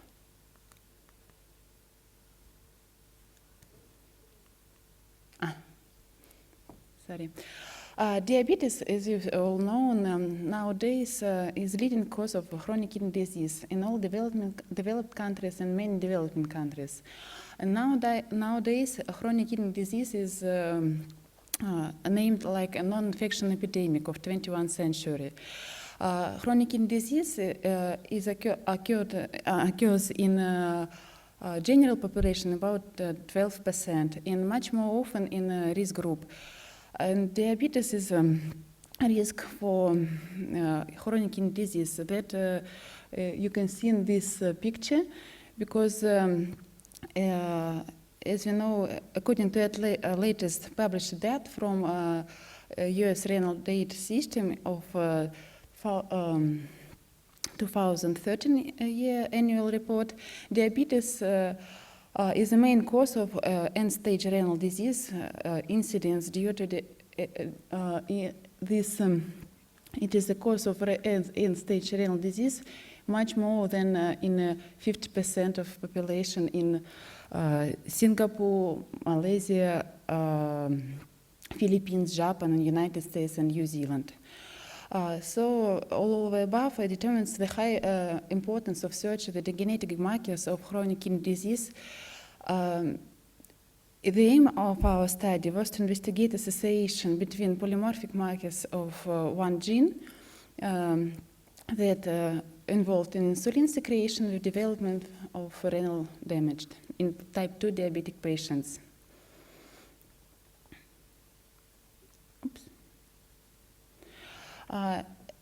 This gene is coding the subunit of potassium channel Ki6.2. This channel regulates the secretion of insulin from pancreatic beta cells in response to glucose. This channel consists of sulfonylurea receptor SUR1 and the encoding rectified potassium channel Ki6.2 encoding by our gene KCNJ11. Polymorphism of this gene is associated with different phenotypes of glycemic disorders, reduced insulin secretion, familial hyperinsulinemia, neonatal diabetes, and increased risk of type 2 diabetes. But pathogenesis of involvement with gene to damage of renal function is referred to that fact that this type of potassium channel is found not only in beta cells, but also in smooth muscle cells of blood vessels, human coronary artery, and this therefore might be an effect on risk of vascular complication, including CKD development. In our study, we enrolled 444 patients with type 2 diabetes. We divided all patients into two groups according to glomerular filtration rate, less or more than 60 milliliter per minute, calculated by MDRD formula. Polymorphic marker was studied using PCR. Differences allele genotypes was frequency were assessed by X-square and odds ratio we calculated, and the study was approved by local ethnic committee. Informed consent was obtained from all the patients. Here you can see all clinical parameters we studied in our patients. Group with CKD was where the glomerular filtration rate was less than 60, was differed by a number of parameters, cytologic age, family history of diabetes, albuminuria, or insignificantly higher was prevalence of retinopathy, while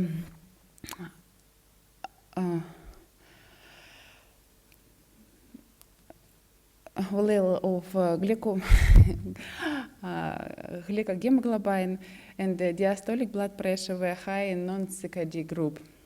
The other clinical parameters such as gender, diabetes duration, level of lipids, systolic blood pressure was similar between groups. We observed significant differences in allele genotypes distribution in locus 52-19 in KCNG11 gene between groups with CKD, chronic kidney disease, and without chronic kidney disease due to glomerular filtration rate. The prevalence of all allele C was in a group with glomerular filtration rate more than 60. The odds ratio was 0.46. And the prevalence of genotype TT was in group with chronic kidney disease, where glomerular filtration rate was less than 60. Odds ratio was 2.39. In our study, we analyzed also polymorphic markers of another genes that involve in the renal damage, such as endothelial dysfunction mediators like ENOS gene, angiotensin ACE gene, lipid metabolism genes coding ApoB and ApoE, insulin secretion sensitivity genes, and KCNJ11, as I told you above, and TCF7L2, coding transcriptional factor 7. And we find association between 4 genes in our study with decrease of glomerular filtration rates. It's NOS, ApoB, TCF7L2, and KCNJ11.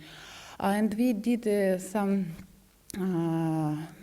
prognosis model that the risk of chronic kidney disease development was highly dependent on amount of risk genotypes in our patients. First, the absence of any risk genotypes we studied was protected from CKD, and the risk was increased by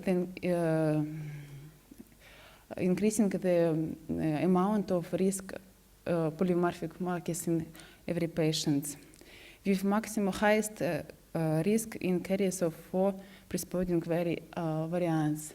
So we made the conclusion that type 2 diabetes patient might have a genetic susceptibility to chronic kidney disease development caused by polymorphic markers of gene KCNJ11, and this protective role of allele C and genotype CC and risk allele of T, genotype TT, and risk of chronic kidney disease and type 2 diabetes associated also with polymorphisms of another genes.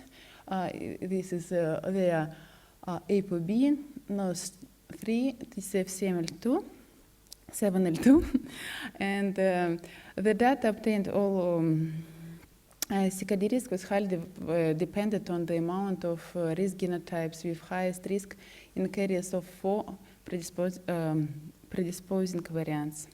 Thank you for your attention.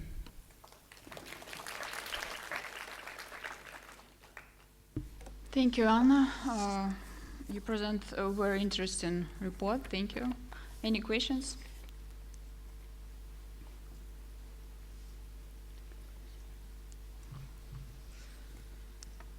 So, what do you suggest for the clinic with your results? Would you like to suggest to screen patients with early diabetes with these genetics variants? I think the main purpose of our study is to make a screening for type 2 diabetes patients and tell them that they have predisposing risk allele genotype or not. And would you treat the hypertension and more aggressive, or what will be the clinical implications if these patients have 4 alleles, for example? We all depended on our psychology, as you know, because we have even in our section many reports about psychology, and if patients have a list of predisposing genotypes they have, and they see that they have 4, 5, 6 allele risk, and in future they have a more chance, more risk to develop chronic kidney disease, their behavior should be changed to be more concentrated on predicting renal damage. So they will take his glycom bile in a range and so on. So they took treatment. So that will be your next study, if the intervention is helping to prevent the chronic kidney disease. In type 2 diabetes, it's maintaining your blood pressure, it's take ARC blockers, and so it take your diabetes in a good way. So that will be your next study, or not? Are you planning to study that or not? Not study. No, I want to. I want to continue our work in finding allele association that predispose to chronic kidney disease. Thank you. Thank you very much. So, then we go on to the next one. That is also a very clinical question, a clinical talk, assessing a new drug, SGLT2, also on kidney function. And I would like to give Denis Lebedev the floor.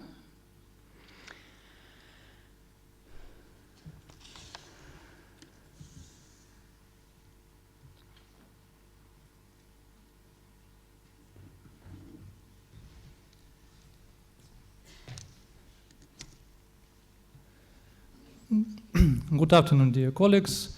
Let me present our research.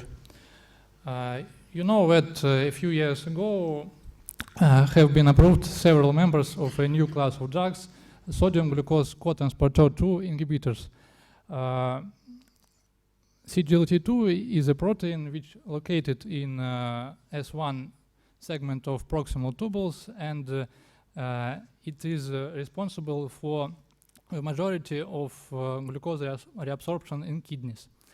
And the inhibition of this protein leads to increased glucose excretion and sodium too. And according to this effect, CGLT inhibitors have some beneficial effects such as reduced blood pressure, induce weight loss, and low hypoglycemia risk. But nephroprotective effect of these drugs are still the subject of research. And the aim of our study was to evaluate the effect of CGLT inhibitors in combination with insulin on renal tissue of rats with experimental type 1 diabetes. Study was conducted on 38 white male rats at the age of 10 months with streptozotocin-induced diabetes. Rats were divided into 3 groups. First group was healthy control. It was 10 animals without diabetes mellitus. Second group was diabetic control. It was 6 animals with diabetes mellitus receiving insulin. And the third group was 22 animals with diabetes receiving insulin and dapagliflozin. At the end of the study, animals were kept in metabolic cages, and 24-hour urine was collected for estimation of albuminuria. Next, animals was removed from this experiment, and kidney tissue was sampled for morphological evaluation. Sections from healthy control had a classical structure of renal tissue without glomerulosclerosis and normal bone space. In insulin monotherapy group, we observed cortical glomerulosclerosis, proliferation of mesangial cells, and narrowed Bowman space. And in tubules, we observed pycnotic nuclei and tubules hypertrophy. In dapagliflozin and insulin group, it was a lower severity of degenerative process in kidneys, there were increased celerity in glomerulus, but it absorbed normal Bowman space. And in tubules were less hypertrophy and such less pycnotic nuclei. Analysis of degree of glomerulosclerosis data was showed significant difference between group of insulin monotherapy and group of dapagliflozin. Such significant difference were observed in analysis of percentage of mesangial area. Also, albumin excretion in dapagliflozin and insulin group were significantly lower than in insulin monotherapy group. And possible mechanism of renal protection of CGLT inhibitors may include normalize of glucose levels and decrease of glucose toxicity and activation of tubulo-glomerular feedback with normalizing of intraglomerular pressure and decrease of hyperfiltration. Conclusions. Administration of dapagliflozin in combination with insulin slows the progression of glomerulosclerosis and reduces the degree of its severity and the level of albuminuria, which may suggest renoprotective properties. Thank you for your attention.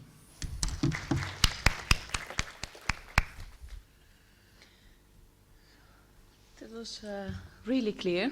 Thank you. Very nice result. So in the clinic, we also see that it has a really good effect on patients when this medication is added. Are there any questions from the audience? Max?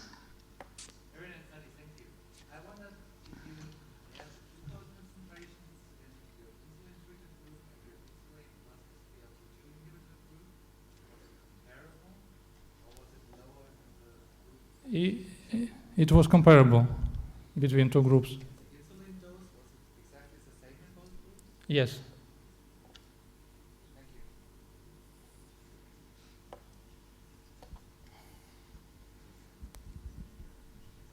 Thank you. Very clear presentation. There are 3 different SGLT2s available now, and if you look at the trial evidence in humans, empagliflozin has shown it will reduce the risk of progression of diabetic nephropathy and reduction in eGFR. That has not been shown in shorter term studies with the other SGLT2s. So do you think, because you only looked at dapagliflozin, do you think it is a class effect or is it an effect of specific SGLT2 drug inhibitors? It's a good question, and I think there is no correct answer for this yet. Good, I think that's the right answer, what you gave.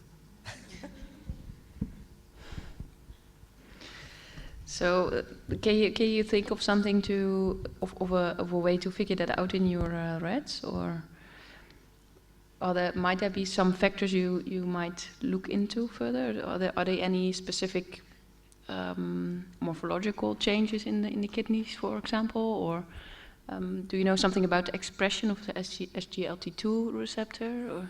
Yes, we want in next stages to evaluate the expression of SGLT2 in histological sections, and to evaluate also tubular damage markers such as cystatin C, neutrophil gelatinase-associated lipocalin, because if SGLT is located in tubules, it's maybe interesting to evaluate. Thank you. Any other questions?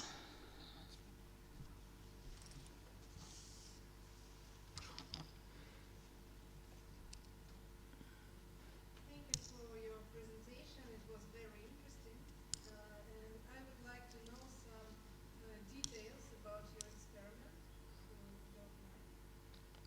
I just wonder what method did you use to assess the severity of glomerulosclerosis? We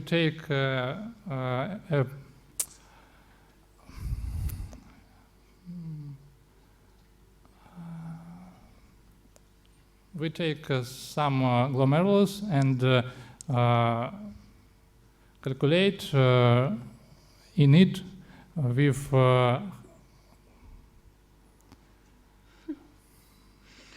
Try to explain.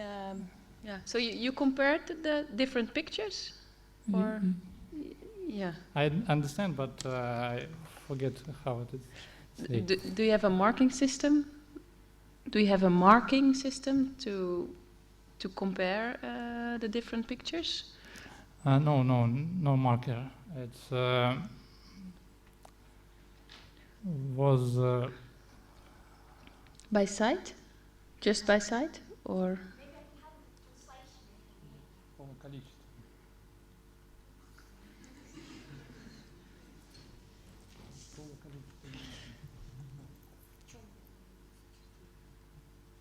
Берется клубочка и посчитывается количество.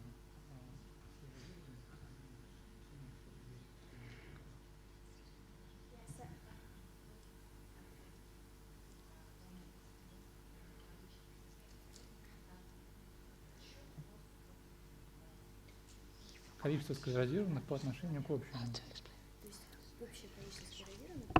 Да, на каждом. So in the study, the total quantity of scleralized glomerulus were counted, and it was compared to the total quantity of nuns. Yeah. All. To all. So actually, they compared the total quantity of scleralized glomerulus to the total quantity of all glomerulus. So that's it. Yes. Yeah? Thank That's you. right? Yes.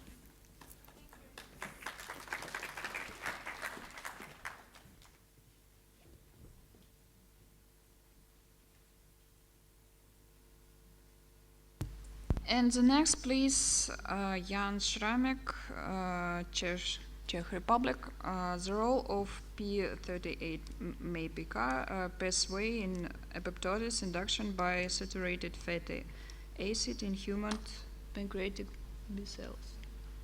So good afternoon. I would like to present something concerning the role of P38 pathway in the apoptosis induced by saturated fatty acids in pancreatic beta cells. And this topic is, of course, connected with type 2 diabetes disease, which is caused mainly by insulin resistance and by insufficient insulin production. Insufficient production of insulin is caused simply by a decrease of the production in beta cells or because of insufficient number of beta cells, as was evidenced in patients with type 2 diabetes. And the insufficient number is caused because of an increased rate of apoptosis of these cells due to mainly chronically increased concentrations of glucose in blood and chronically increased concentrations of fatty acids, saturated fatty acids. The molecular mechanisms involved are not clear, so this is what we focused on in our study. We wanted to find or to analyze molecules that are involved that mediate pro-apoptotic effect of saturated fatty acids in pancreatic beta cells. And in papers, some kinases were suggested in their pathways to be possibly involved.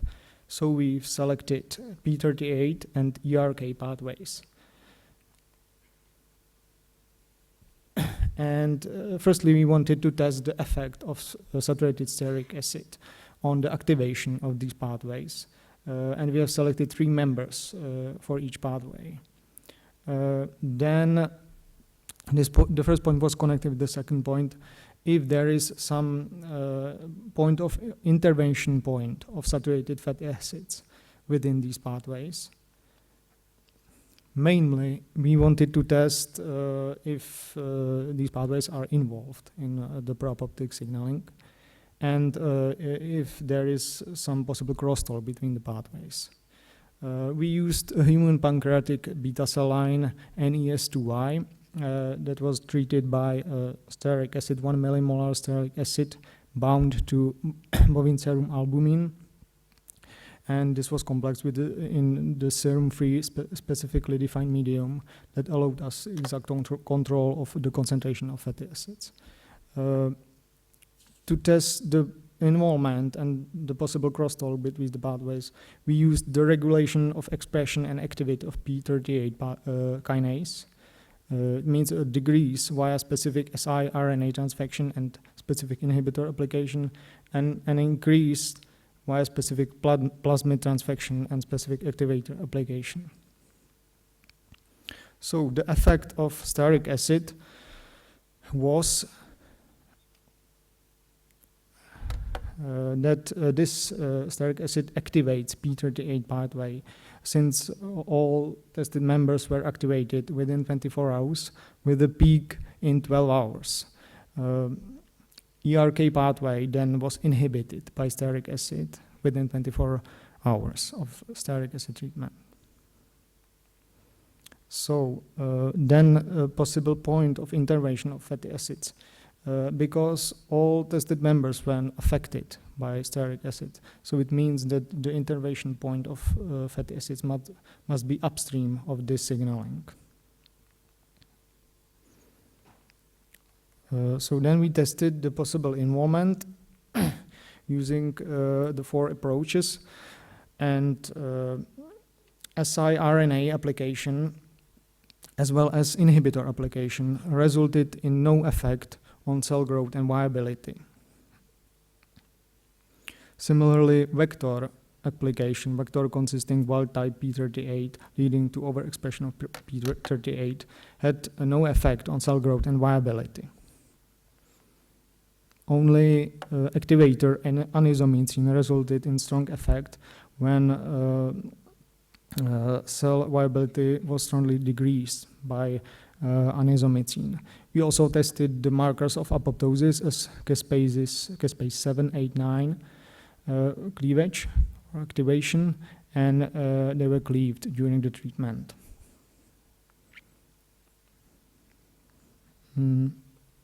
So we can conclude that p38 pathway can be somehow involved in the process of apoptosis induction by fatty acids in pancreatic beta cells, but probably is not the key molecule in this process. Then we tested a crosstalk between these pathways, especially between p38 and ERK pathway, using the same approaches. And we have found that after siRNA application, the members of ERK pathway were not affected, the activity of these members. But when a specific inhibitor was applied, activation of the members was increased markedly. Vector application resulted in no effect on activity of the members of ERK pathway, but anisomycin decreased activation of these members. So to conclude, this can suggest that there is a connection between p38 and ERK pathway when the p38 inhibits ERK pathway. And to conclude everything, stearic acid, as a saturated stearic acid, activates p38 pathway and inhibits ERK pathway in pancreatic beta cells. The pro-apoptotic signaling induced by stearic acid probably starts upstream of these pathways. And activation of p38 pathway could be involved in apoptosis induction by stearic acid. But this involvement is not a key in the process. Stearic acid activated p38 pathway probably inhibits ERK pathway. And this inhibition also does not seem to be essential for steroid-induced apoptosis in pancreatic beta cells. So at the end of my presentation, I would like to thank you for your attention, and also to my collaborators mentioned here that helped me with my study, and also to some agencies and institutions that supported my work.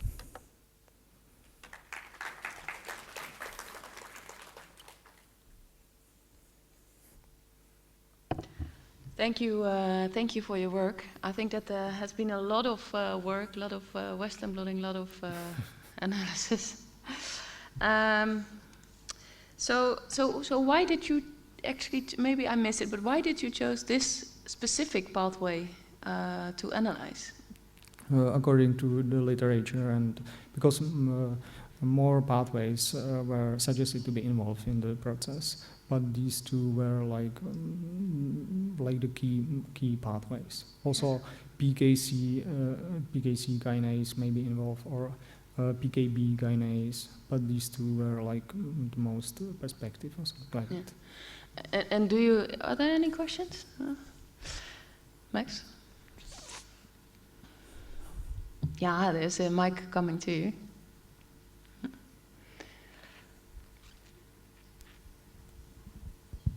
Thank you for your presentation. Oops. How did you choose your dose of 1 millimole? Did you try out other doses, because 1 millimolar sounds a bit high, and is that a dose that can ever be reached in humans? Or to have a better perspective, what is the average dose of this fatty acid in human circulation? So we made a dose response experiment, and we choose this concentration as the most effective, and because of the time setting of the experiment. But yeah, as you said, it's a little bit high. Yeah, it should simulate the the increased concentration of stearic acid in blood in after feeding, like postprandial concentration.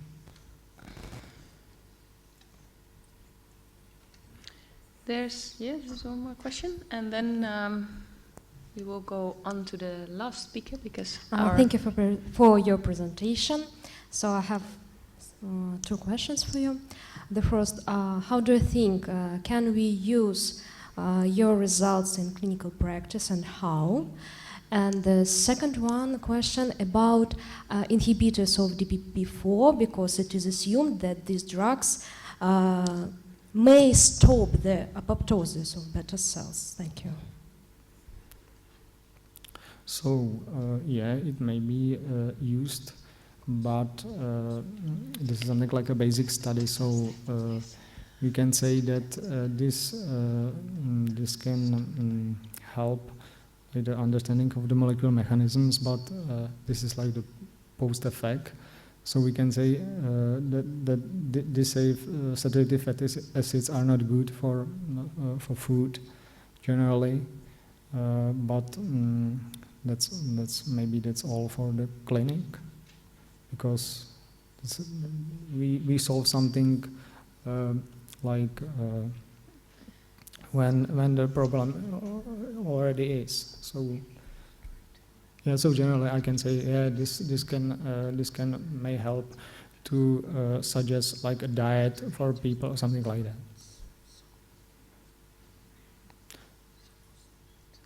And the second question, it was.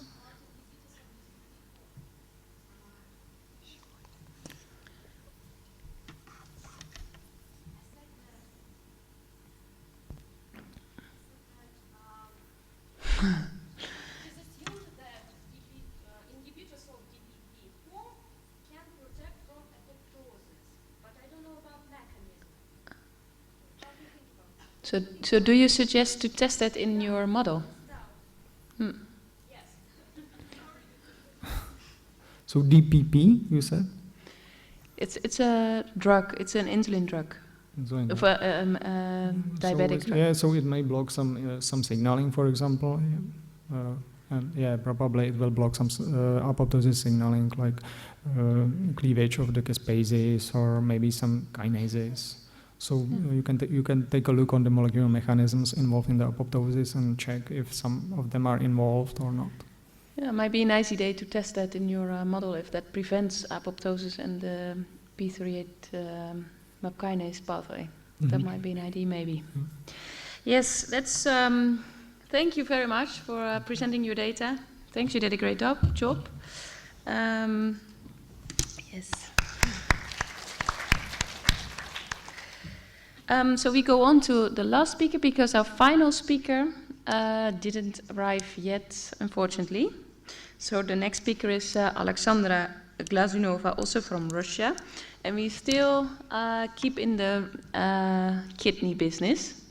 Yes. So you are more in the clinics, I think, yeah? I'm clinical. Yeah, yes. So maybe we can make a nice bridge between basic and clinical research. Yeah. Yes, thank you. Sorry for my English. I would like to present our investigation. How you know, diabetes becomes the leading cause of end-stage renal disease in the world. In the last 25 years, advances in the management of patients with type 1 diabetes mellitus don't reduce the risk of end-stage renal disease, but differ its development according to age and duration of this disease. 5 years survival rate of patients with diabetes provides kidney transplantation, especially from a living related donor. It's 19 and 8%. That allows they consider this method of renal replacement therapy as optimal for these patients. In the absence of a living donor, combined pancreas and kidney transplantation is considered as a method of treatment that provides the best patient survival rates and renal transplant. However, that this operation is characterized by a complicated post-operative period with serious complications and mortality.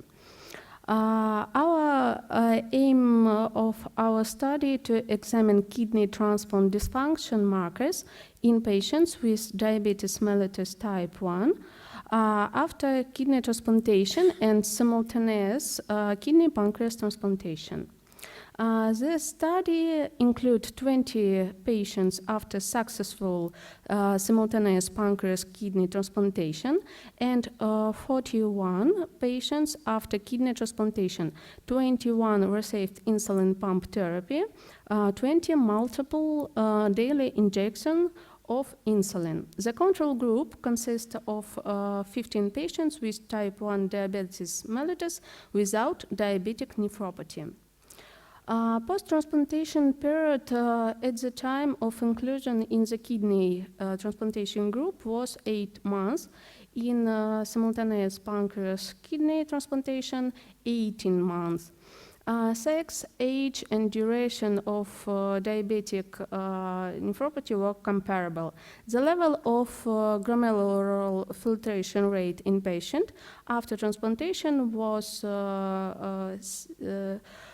two-stage, and category of albuminuria was A1 of chronic kidney disease.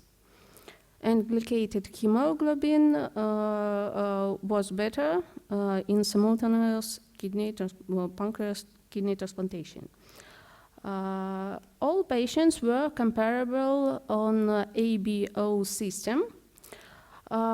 Donors of simultaneous pancreas kidney transplantation were younger than kidney transplantation on years, and transplant cold ischemia time was less respectively.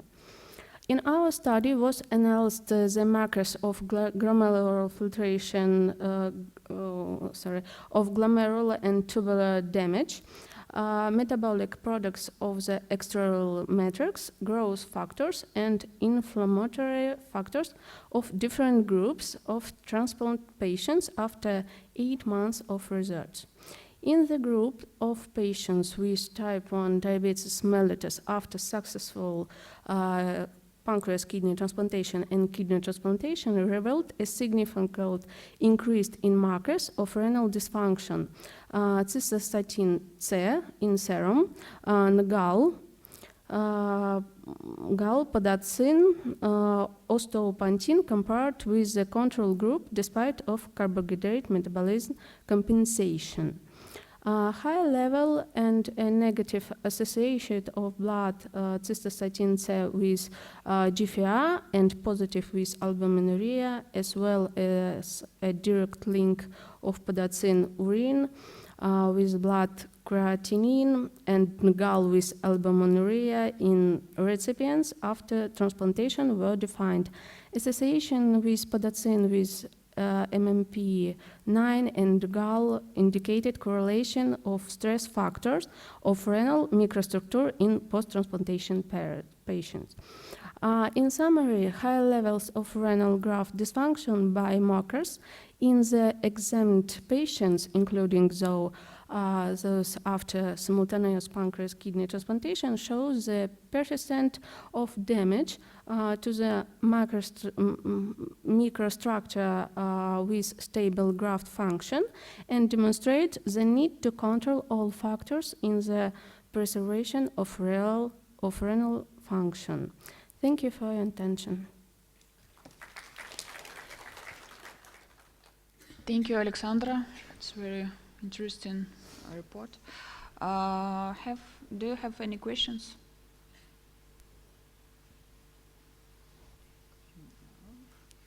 Okay. So your English is not as bad as you said in the beginning. It was a very good talk. Thank you. So it's maybe a very easy question, but do you think this has already implications for? So what will be the if you find this correlation now? So what is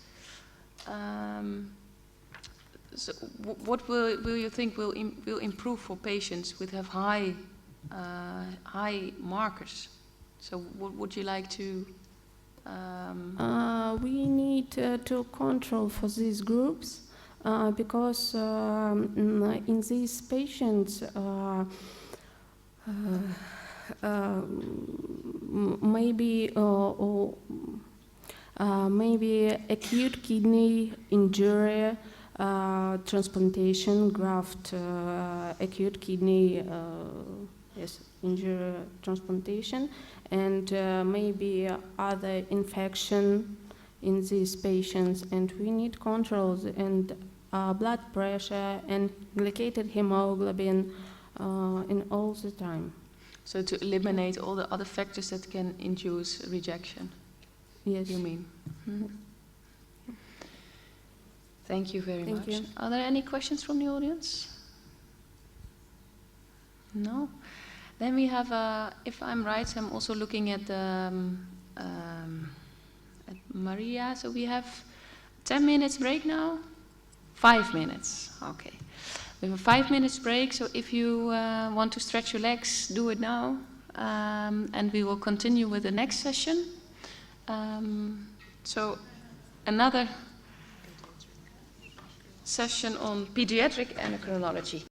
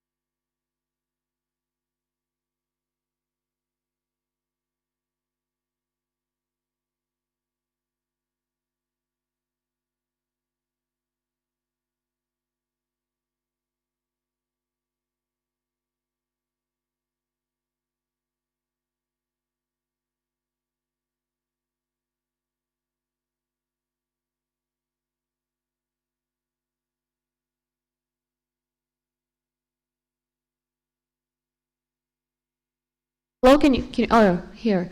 Does anybody know whether our colleague Manish Gach is present already at the conference, our first speaker? No reaction.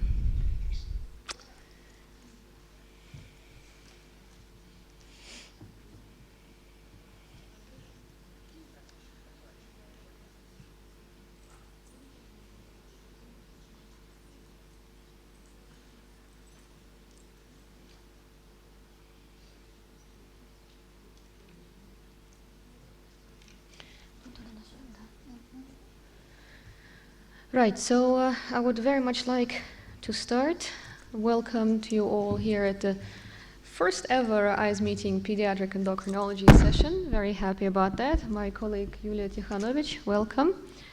I would just like to say a couple of words. I would very much like you all to feel, well, I wouldn't like to say on a tea party, when it's, you know, you don't have any tea, but still feel free to ask any, you know, the most stupidest questions you can think of, because this is what it's all about, you know, to feel among friends and to feel there's no serious, scary endocrinologists here. We can all be, you know, just very young and interested and curious, so feel free to be so. Now, I hope our second speaker is already here, unless we will have to search for Madam Naira Zahrabian.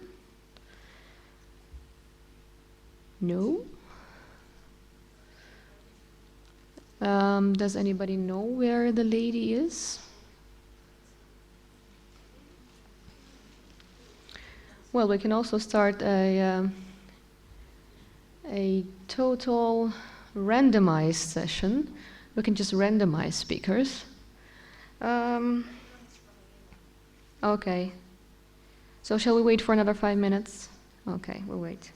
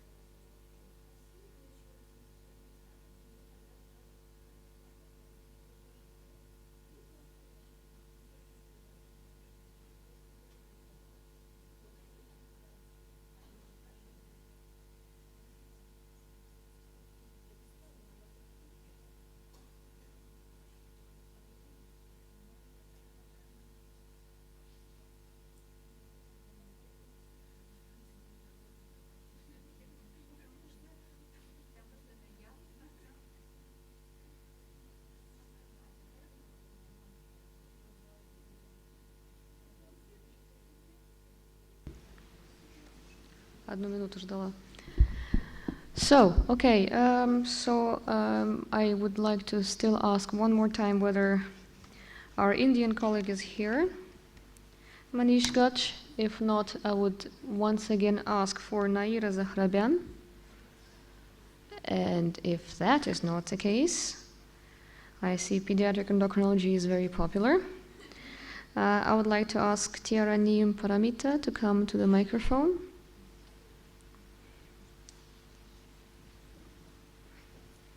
Thank you so much. You saved our session, I understand. So, Madam Paramita or Dr. Paramita will present her work on the lower pH levels of ketoacidosis at the time of diagnosis and subsequent glycemic control in type 1 diabetes in children and its association with ethnicity. Thank you very much. Your word. Thank you. Yeah, good evening, everyone. So my name is Tiara, and thank you for having me. My name is Tiara. I'm actually a medical doctor from Indonesia, but I'm currently studying my master's degree in pediatric in University College London, and this project is actually my dissertation project. So yeah, so the background is type 1 diabetes mellitus, as all of you know. It's one of the most common chronic diseases in children and young adults. Globally, we have an annual increase in incidence by 3%, and in Europe itself, we have 140,000 children with type 1 diabetes mellitus, and the highest prevalence is in the Scandinavian countries. And there's a study that analyzed the trends in T1D incidence among children under 15 years in Europe. And it revealed a surprising prediction. This is using an incidence data from 20 population-based registries in 17 countries and including UK.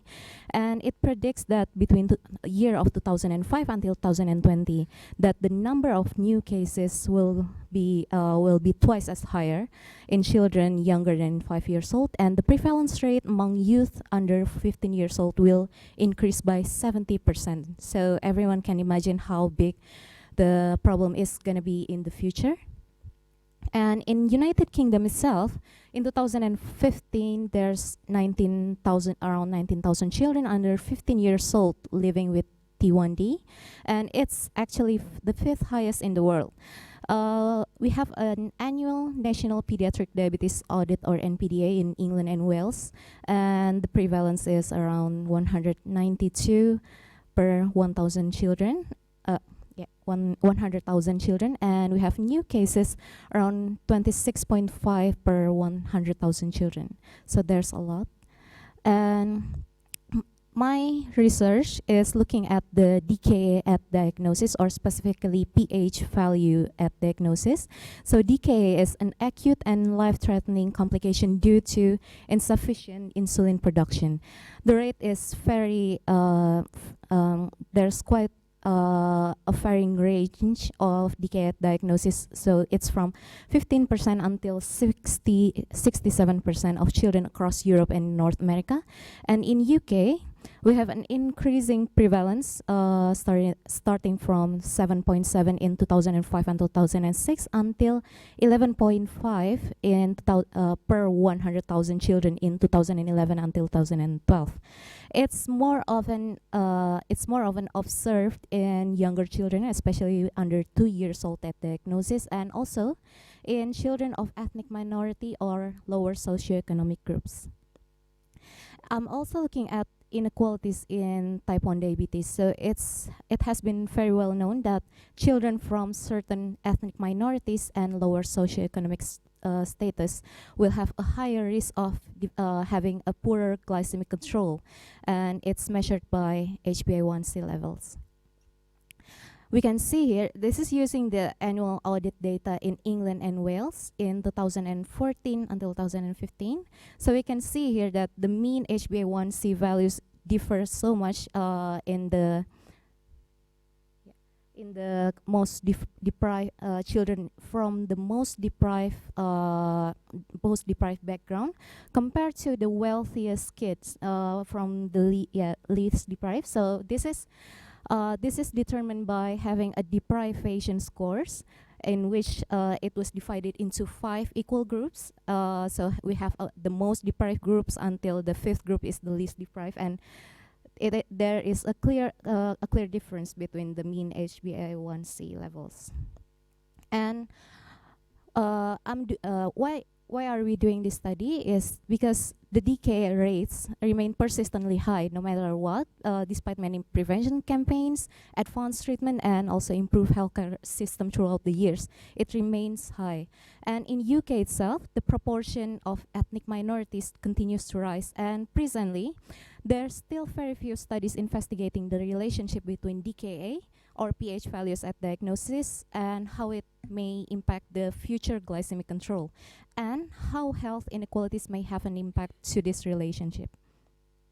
And there has been a contradicting results in previous studies. So several studies reported a significant association, and also several other studies reported no association.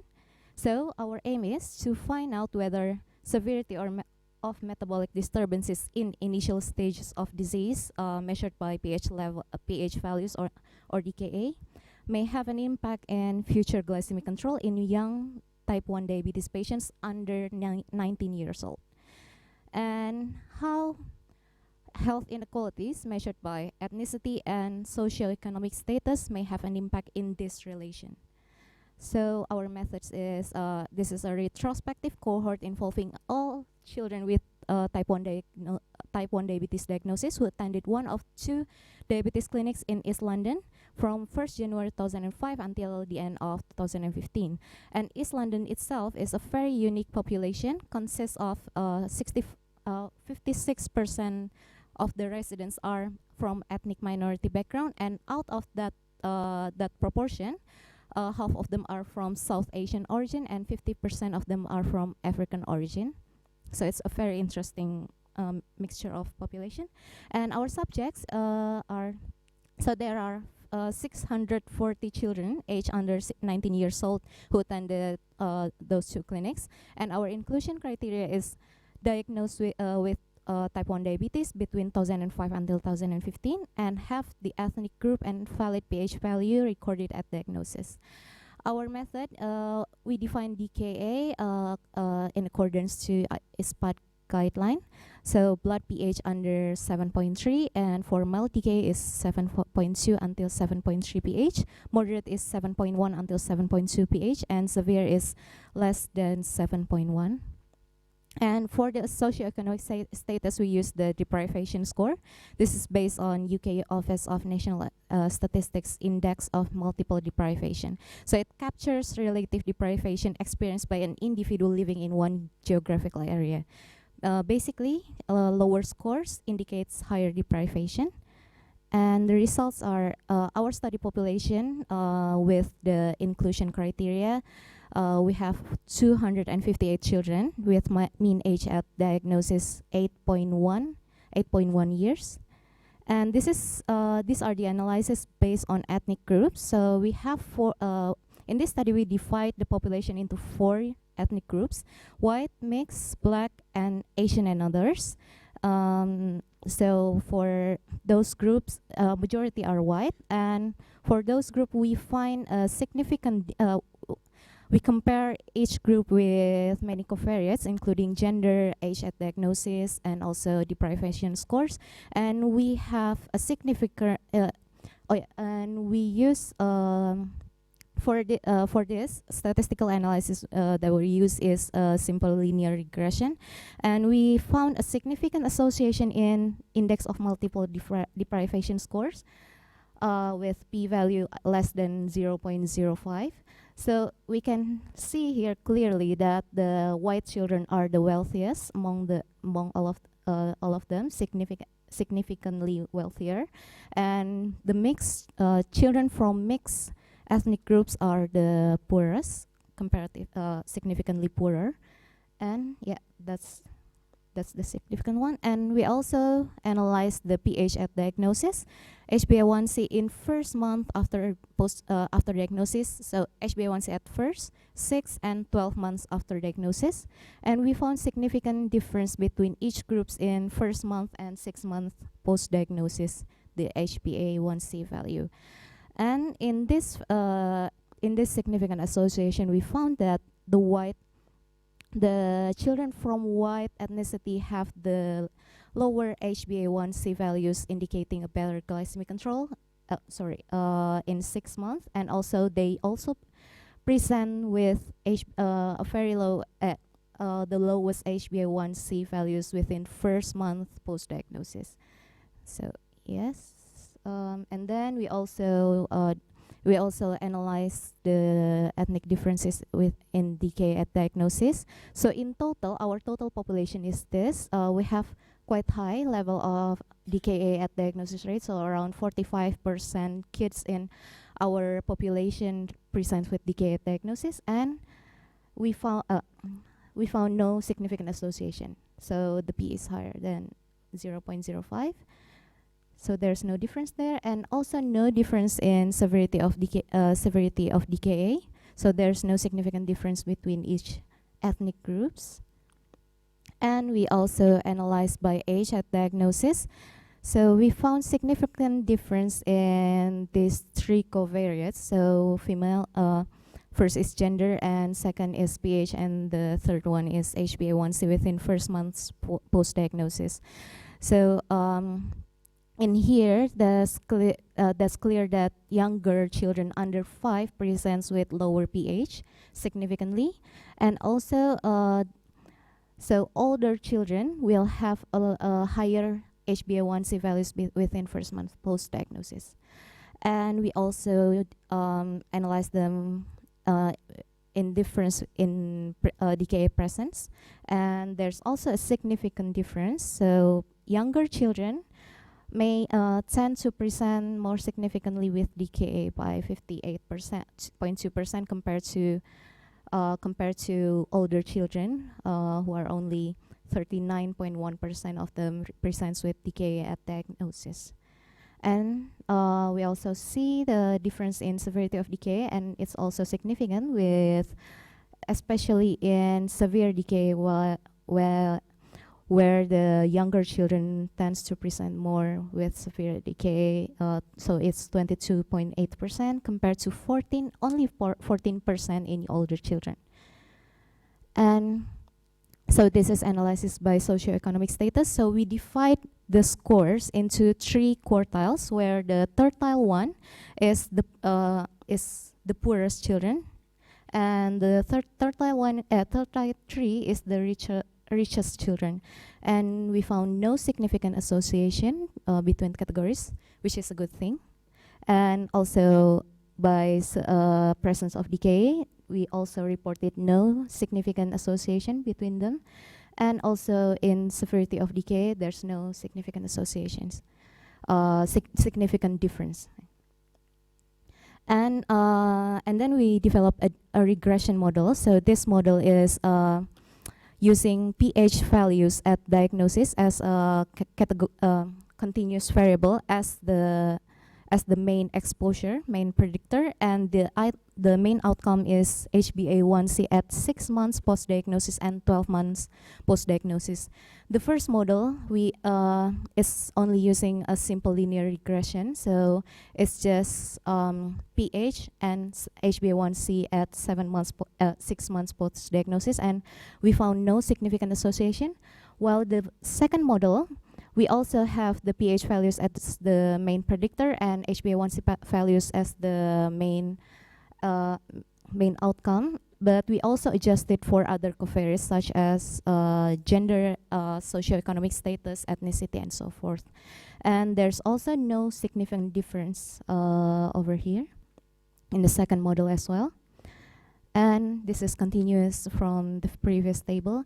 And after adjusting for ethnicity, IMD scores or deprivation scores and clinic between the 2 clinics, we found a significant association in Black children.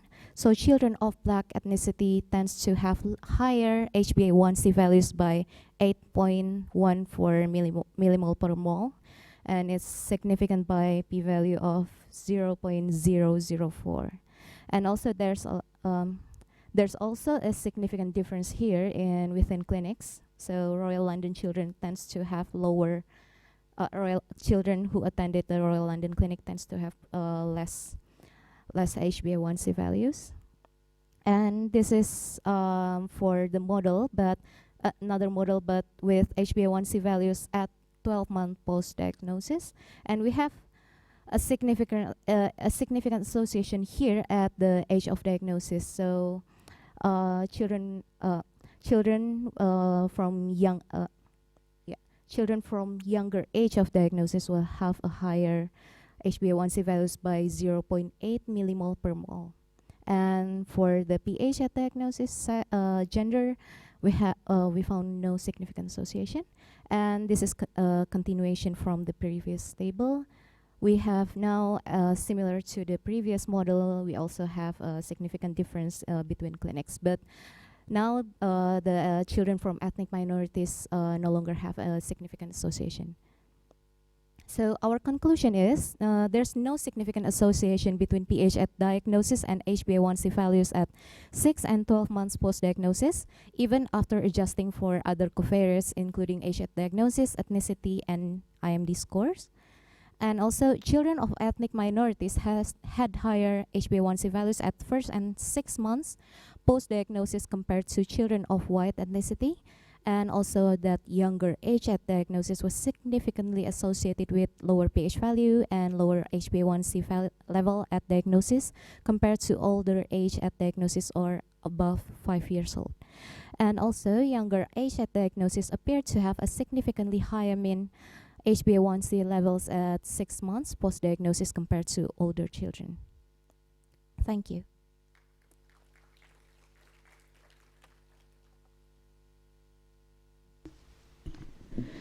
Any questions from the audience, please? Would anybody? Yeah, we have a microphone right here. Congratulations, great work, excellent statistics. I saw that you used as dependent variable the difference of HbA1c from the reference. So the reference in all clinics were the same, because sometimes some pediatricians use higher reference levels for HbA1c in order to treat children with type 1 diabetes. So this is important too. The difference in HbA1c between clinics, you mean? Yeah? No, I mean, I saw that in your regression analysis model, your dependent variable was not the HbA1c value, but the difference from the reference level. This is what you wrote. So my question is, did all the centers have the same reference values, or there were differences? Because some pediatricians use higher reference levels. So this is important to be defined. So we use the reference values for HbA1c level in accordance to the ISPAD guidelines. The international. So the same. Yeah. So it's it should be the same. Yeah, it's also in accordance with the guidelines used in the UK. So yeah, Okay, I don't really remember the specific. Okay, yeah, but yeah. so it was the same for all centers, because what I have seen in the UK is that centers in London are more strict, and some centers in other areas are. Yes. So this is important to be defined, because it changes the whole picture. Congratulations. Yeah. Thank you for the question. So yeah, we use the similar reference level in the ISPAD guidelines. Yeah. Okay, Thank you. that's great. Thank you. Thank you. And another, if you could pass the microphone just one row back. Thank you so much. Nice work. I was wondering, you said that younger children had a better outcome, had lower concentrations of glycosylated hemoglobin. So how would you explain that? Could be adolescents or? So in the thank you for the question. So in this study, we divide it into lower the for the age of diagnosis, we divide it for below 5 and above 5. So in all by older children, I mean above 5 years old. So yeah, because we have a low statistical number to divide it. So you didn't divide. adolescents. You didn't divide the children younger than 5 to to those who already are in adolescence or not, because I think it would be also interesting, because the difference might be attributed to the adolescence, and so just an idea. Yes, I agree. And also for future studies, we plan to include one more clinic into this study. So when we have more statistical power, we might be able to divide the age group more than to only to age group. Yeah. Thank you. Thank you so much. Any more questions? Well, I would like to pose a question. There are a lot of data, great work. There's a difficulty for me to distinguish, though, between ethnicity and socioeconomic status.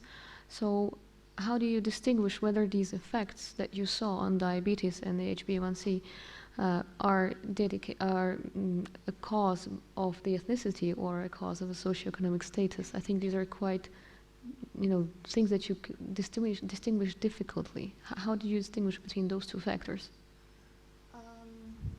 So we divide them into separate variables. For ethnicity, there's a, if you see in the regression model, there's a white group as the reference, and then others are black, mixed, and Asian. Yeah. Oh, yes, and then for the I understand that, but at the same time, you say that the white children are more often the more wealthy ones.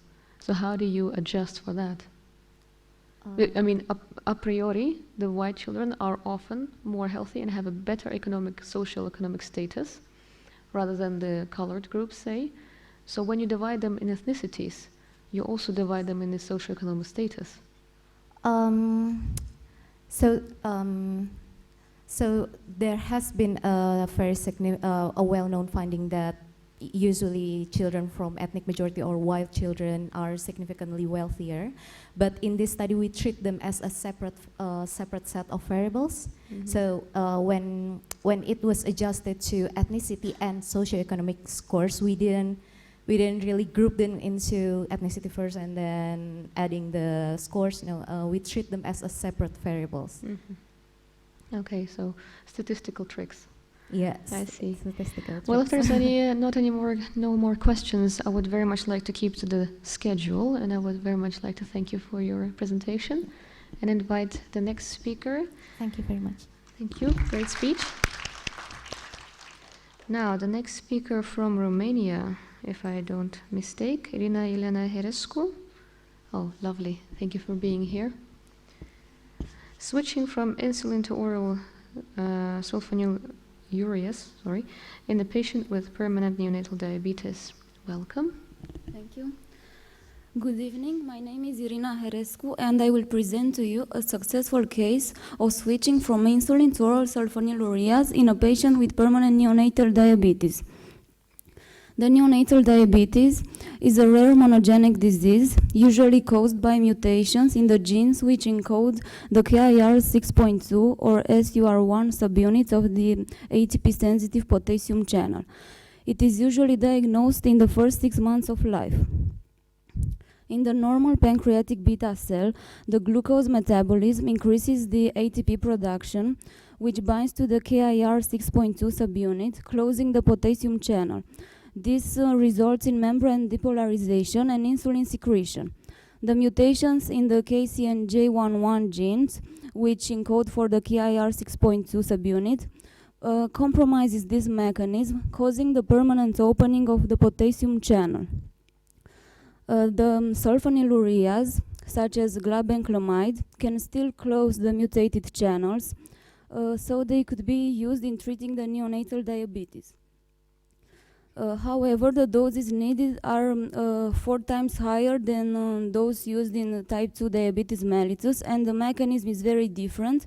because they need the presence of the hormone GLP-1 secreted by the gut when food is eaten to bind to the potassium channel, close it, and enable the insulin secretion. About 20% of the children with neonatal diabetes associate developmental delay and epilepsy. This happens because the KIR 6.2 is also expressed in muscles, neurons, and the brain. This syndrome is known as DEND. We present the case of a 9-year-old girl who was diagnosed with neonatal diabetes at age 3 months.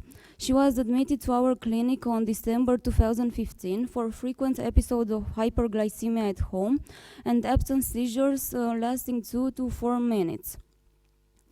She was born at 39 gestational weeks after an unremarkable pregnancy, after a normal pregnancy and normal delivery. Her birth weight was reported at 2,600 grams. There was no family history of diabetes or any systemic disease. She was diagnosed with with neonatal diabetes mellitus at age 3 months and treated with pre-mixed insulin till age 9 months. When she was switched to glibenclamide without genetic testing. So she received the treatment with glibenclamide till January 2015, when her doctor decided to switch her back to insulin because of high blood glucose values and HbA1c level of 10.6%. At that moment, her doctor considered the dose of glibenclamide to be too high, but that was actually a low dose for treating neonatal diabetes. She also presented absent seizures lasting 2 to 4 minutes that started on February 2015 and gradually increased in frequency, severely interfering with the patient's normal life. She had no hypoglycemia during these episodes. She also had moderate mental delay with an IQ of 66. So the neonatal diabetes with absent seizures and mental delay suggested the presence of DEND syndrome. On her first admission to our clinic, her vital signs were within normal limits. The physical examination findings were unremarkable with height and weight according to age.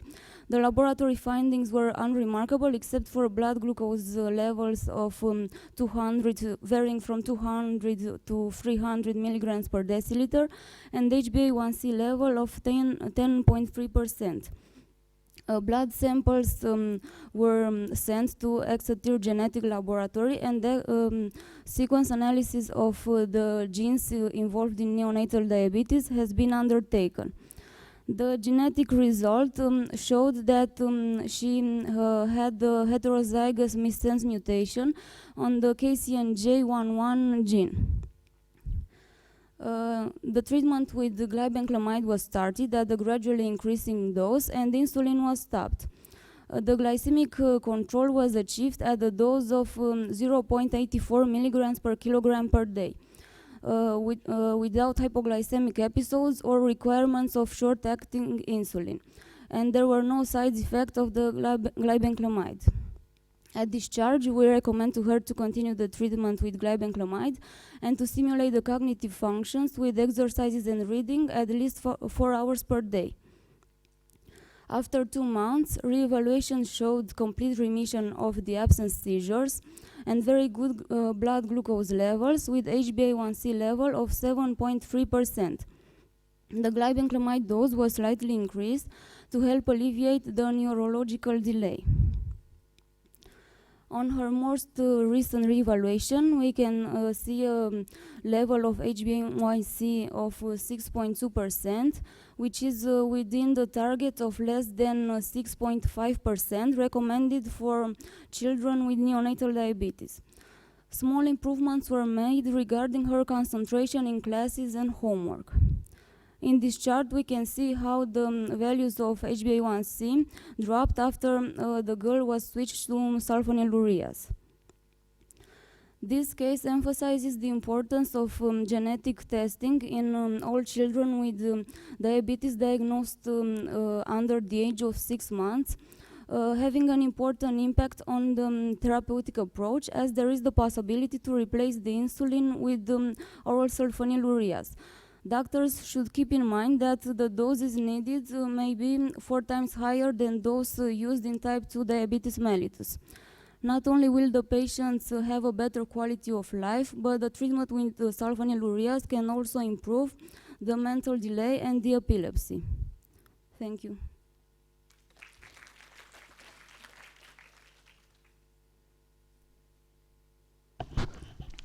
Thank you for your report. And my question is, what was the highest dose of sulfonylureas used in this patient or in other patient with neonatal diabetes? What was the highest dose of glibenclamide? Highest dose? The highest dose in other patients? With neonatal diabetes? Not in this case. Not in this case. It was 2.5 milligrams per kilogram per day, but it was a more severe mutation. Thank you. Any more questions from the audience? Not very familiar with neonatal diabetes. There we go. Could somebody please be so kind to give the microphone?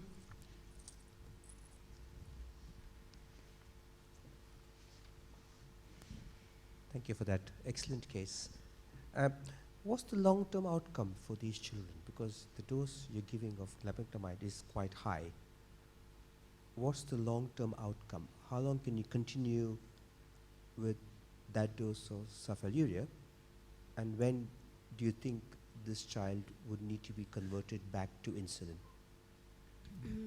There are reported cases of patients who took this treatment for decades. As far as I know, the longest was 46 years. So there were no side effects of this drug, and I don't think that this patient should be switched back to insulin, at least not soon, because her glycemic control and the small improvement on the neurological delay is good. What about her risk for getting complications, microvascular complications? What is the risk? The risk is less than in people with type 1 or type 2 diabetes mellitus. Anybody else? Not very familiar with neonatal diabetes?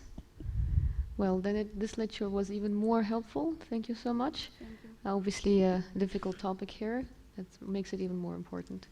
Thank you very much for your presentation. So then I would like to invite our next speaker, also from Romania, very welcome, Oana Alexandra Petre. Do I pronounce it right, I hope? And Ms. Petre will present us with short stature in association with Cornelia de Lange syndrome. Is it useful to administer RHGH? Welcome. Good evening. My name is Petre Oana and I'm a first-year medical resident, and I will try to present you a clinical case. Short stature in association with Cornelia de Lange syndrome. Is it useful to administrate RHGH treatment? First of all, I closed, excuse me. First of all, I would like to tell you that Cornelia de Lange syndrome is a very rare multiple malformation disorder, and thin body habitus coupled with slow growth and proportional small stature is a manifestation of the syndrome, but is commonly mistaken for failure to thrive. Since children with Cornelia de Lange are often compared with typical child's growth rate, many are incorrectly diagnosed. So, this congenital syndrome is characterized by striking face, hirsutism, limb deficiencies, pronounced growth and mental retardation, development and behavioral issues. Diagnosis. multiple genes have been associated with somatic mutation provoked by this condition, amongst which the NIPBL gene on the first chromosome is identified in more than 50% of sporadic familial cases. Also, Cornelia de Lange patients with truncating mutations in NIPBL gene are prone to have lower height and weight compared with those with missense mutations. In the absence of the genotyping, the diagnosis would be clinical. Facial features and at least two major categories will do the diagnosis. Here I present you some photographs with a comparison of the classical and the mild phenotypes. In the mild form, early in life, it will be hard to distinguish the mild form from the classic form. In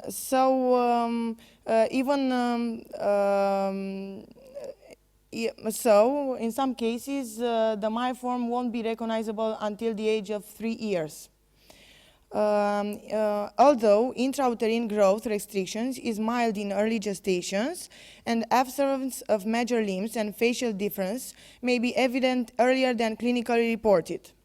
My clinical case is a female child, 4.11 years old, referred for endocrinological evaluation of short stature. From her medical history, we know that she had a language delay and a pulmonary valve regurgitation. At the time of evaluation, she presented short stature, minus 2.32 standard deviation, with a minus 3 standard deviation growth velocity during the past year. The bone age was more than 2 years delayed compared to the chronological age, and the weight and head circumference below the 5th percentile for age. Clinical features were cyanophris, oral dystrophy, micronatism, thin upper lip, downturned corners of mouth, hypertrichosis, pulmonary systolic murmur, and partial elbow extension.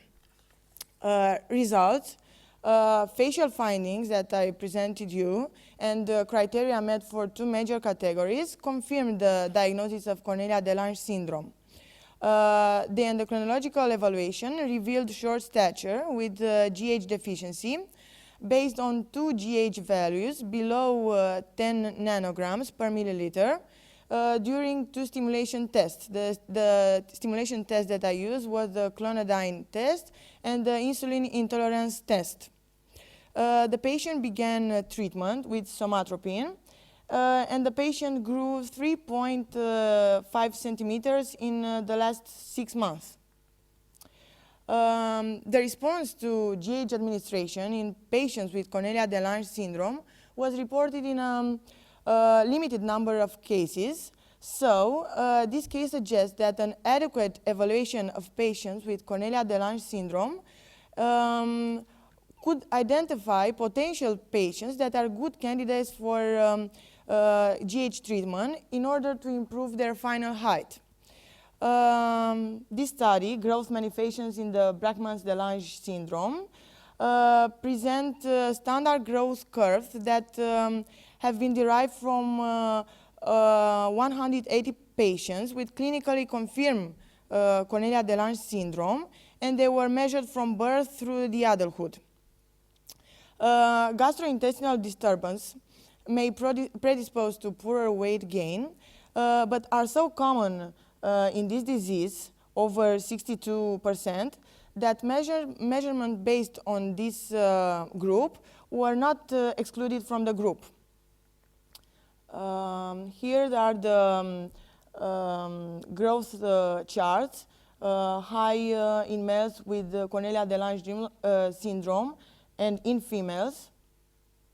And the mean height and weight were below the 5th percentile throughout life. High velocity is equal to normal range until adolescence, when it slows, and maximal puberty growth was 15 years for boys and 13 years for girls. In conclusion, the utilization of these charts that I presented you will help in minimizing the unnecessary interventions, and slow growth resulting in proportionally small stature is the rule for these individuals. But this is usually due to the GH deficiency or GH resistance. But however, till now, there have no been formal assessment of growth to date. So my clinical case highlights that till now we don't have sufficient data in order that these patients could receive a treatment to improve their final height. Thank you. Thank you so much for this presentation. Would anybody like to ask any questions? Silence. Well, I have a little question for you, actually a few, if nobody else will join in. You were talking about growth hormone stimulation tests. I was wondering at what level in your country it is considered to be a growth hormone deficit. Deficit Yes. Below 10 nanograms per milliliter. Mm-hmm. And we use two stimulation tests. Yes, yes. The reason I ask is that there is a wide discussion for some years going on now among in Europe and in the whole world, that 10 may be a bit too high, that in fact it should be 5 or 7 like the most. What do you think about it? Is there any discussion in your country about that? Yes, some patients of us receive treatment, even they are not below 10 nanograms per milliliter. But as this is my little experience, I can tell you that there are some patients that receive, even they are not. But still, your supervisors or say your superiors in endocrinology insist that the threshold should be 10 nanogram per milliliter. It should not be lower. Yes, yes. She thinks the same. Okay. And another question considering the treatment. You said it was 0.04, the dose that she was getting. Yes. Now, the usual practice here in Russia, I believe, if my supervisor does not correct me, is 0.05. And I was wondering why your dose differs from our practice. As far as I know, this dose is calculated depending her weight. I don't know. All right, I see. We start with this dose. Okay. And a final question for me is just curiosity. You showed the growth charts, and you also said about the growth velocity slowing when they reach puberty, the time when they should actually start growing more. Now we know another condition that is similar to that is the Turner syndrome, and there everything is known because it's of the sex hormones and everything. Is there any clarity as to why this happens here in this disorder? I don't know, but maybe the cartilage are closing. And yes, although as I understand, usually the puberty growth spurt is due to sex hormones. Yes.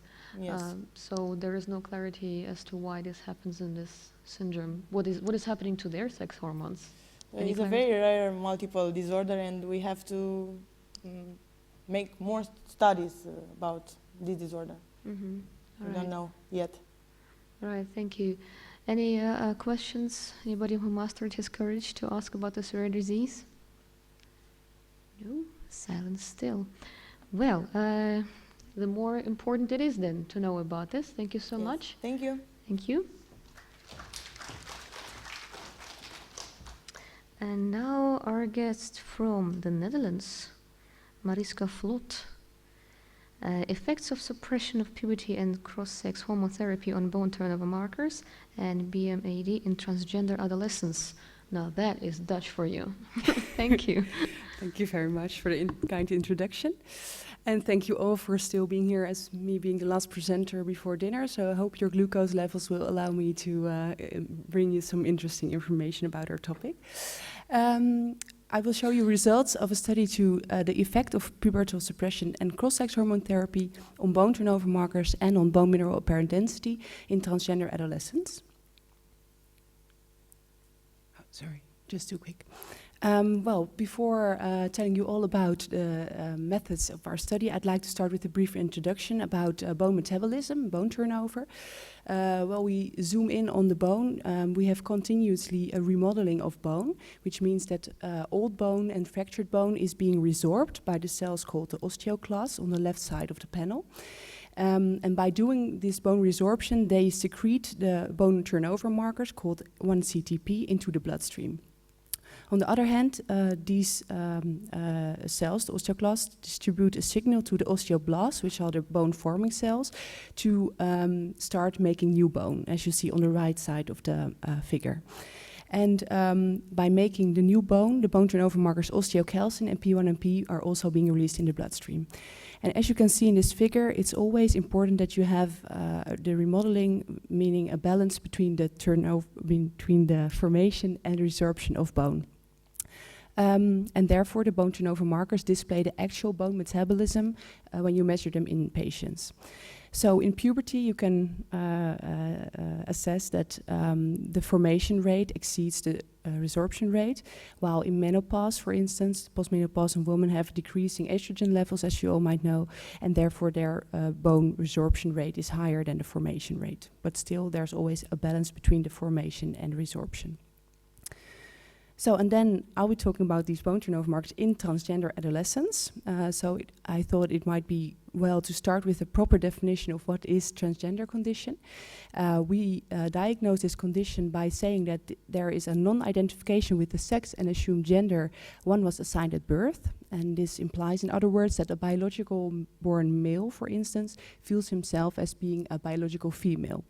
And we see the incidence of this condition is higher in biological males, estimated about 1 in 12,000, compared to the condition in biological females, which is estimated about 1 in 30,000. So in the Netherlands, once this diagnosis has been established in the patients, and they are still in their adolescent age, we can start them on a treatment protocol, which I display here on this slide. From the age of 12, we can start by suppressing the puberty, the biological puberty, and we do so by treating them with once a month GnRH analogues called decapeptyl. This decapeptyl results in an overstimulation of the pituitary, thereby resulting in a hypogonadal state in the patients and thereby suppressing the biological puberty.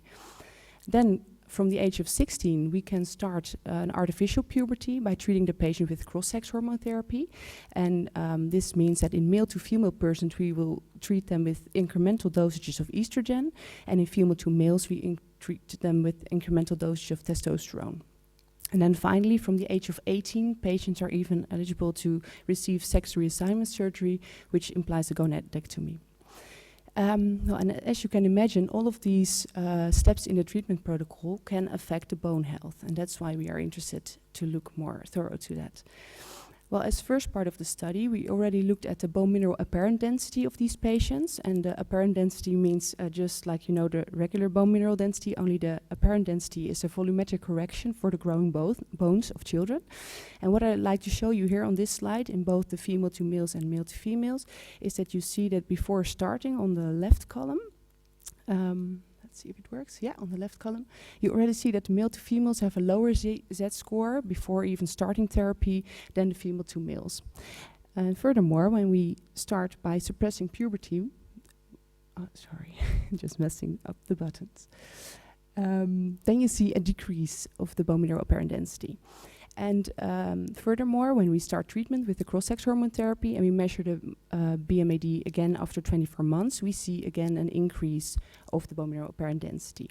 So we see clear effects on the bone mineral density itself in these children, and that made us wonder, and that's also the aim of our current study, what's the effect of this medication in the transgender adolescents on the bone turnover markers? Therefore, we conducted a retrospective case study in the VU Medical Center in Amsterdam, which is the center of expertise for transgenders in the Netherlands. And we excluded all patients who had previously used GnRH analogues or cross-sex hormone therapy. And we exclude also patients who had measurements of bone turnover markers later than 90 days before or after the start of the GnRH analog therapy or the cross-sex hormone therapy. And of course, we also excluded any hemolytic samples. So this left us with a cohort of 42 female to males and 28 male to female patients who were all started their treatment between 1998 and 2012. As I told you in the introduction, we focused on 3 kinds of bone turnover markers. We included 2 formation markers, P1NP and osteocalcin, and 1 resorption marker, the 1-CTP. And we measured all of these 3 markers on 3 different time points, namely D0, equaling the start of the decapeptile, so the start of suppressing the puberty. Then again at C0, implying the start of the cross-sex hormone therapy. And then again at C24, implying 24 months after starting of cross-sex hormone therapy. And now I'll show you 3 slides with all the results of these 3 markers. So first the P1NP bone marker. I've displayed all the results in the same way. So you see the female to males and the male to female groups. At the y-axis we put the concentration of the bone turnover marker as set as 100% at start of therapy. And then all other time points we refer to as a percentage of that 100%, just to make it more, to show the increase or decrease more clearly. And of course the red stars are the significant values, equaling a p-value of 0.05 or less. So what you can see in these 2 graphs, you see that when we start to suppress the puberty, you see a steep decrease in the P1NP, so in the formation markers. And we also see, when we measure again 24 months after the cross-sex hormone therapy, a decrease of P1NP, which is unfortunately not significant in the female to male group, but is significant in the male to female group. Then when we go to the next slide, we also measured the osteocalcin, which is the other formation marker. And surprisingly, this pattern in both groups does totally not resemble the results of the marker I showed you before, which was also the formation marker. So we could not establish any significant decreases or increases in this marker, which was interesting. And then lastly, we measured the resorption marker, 1-CTP. And there, if you remember the first slide of P1NP marker, we see that this pattern resembles, again, the P1NP by showing a clear decrease when starting to suppress the puberty, and then a further decrease after 24 months of cross-sex hormone therapy. So to conclude, we studied what the effect was of suppressing the puberty and administering cross-sex hormone therapy on the bone turnover markers in transgender adolescents. We found that both P1NP and 1-CTP decrease when we administer GnRH analogs to suppress the puberty. And as I told in the introduction, it's always a coupled process, so the decrease of these 2 markers really imply a decrease of the whole bone turnover. And secondly, we saw that these 2 markers decreased even more after 24 months of cross-sex hormone therapy, which was not in line with the previous slide I showed you of the BMAD, so the bone mineral density, because we think that bone turnover marker is really an actual measurement of bone turnover, and the BMAD is more a long-lasting process of the bone mineral apposition and the calcifying of the bone. So those effects of the hormones you see later, while the bone turnover marker effects you see directly. So that's why it's surprisingly, but we still can sort of explain these results. And lastly, the marker osteocalcin shows a total aberrant pattern, and we think that it might have to do because osteocalcin has a strict circadian rhythm, and unfortunately not all patients had their osteocalcin measurements on exact the same times and exact the same period of the day. So that might explain why this pattern is not so corresponding with the P1NP levels as we thought it would. And then lastly, of course, we did this study also with a clinical idea in mind. So what can we do with these results? What we feel is that there is not really a questionable added value of measuring bone turnover markers in the therapy of transgender adolescents, and that we really feel that we emphasize that we really need to repeatedly measure the bone mineral density in these children, and also later when they become adults, by using DEXA scans for allowing us to keep an eye on their bone health. And what we like to do as final comment for further research is to repeat these experiments, but then in adult transgenders, and especially keep in mind that there might be a possible increased risk of having osteoporosis and an increased fracture risk which accompanies that. So, and lastly, spasiba.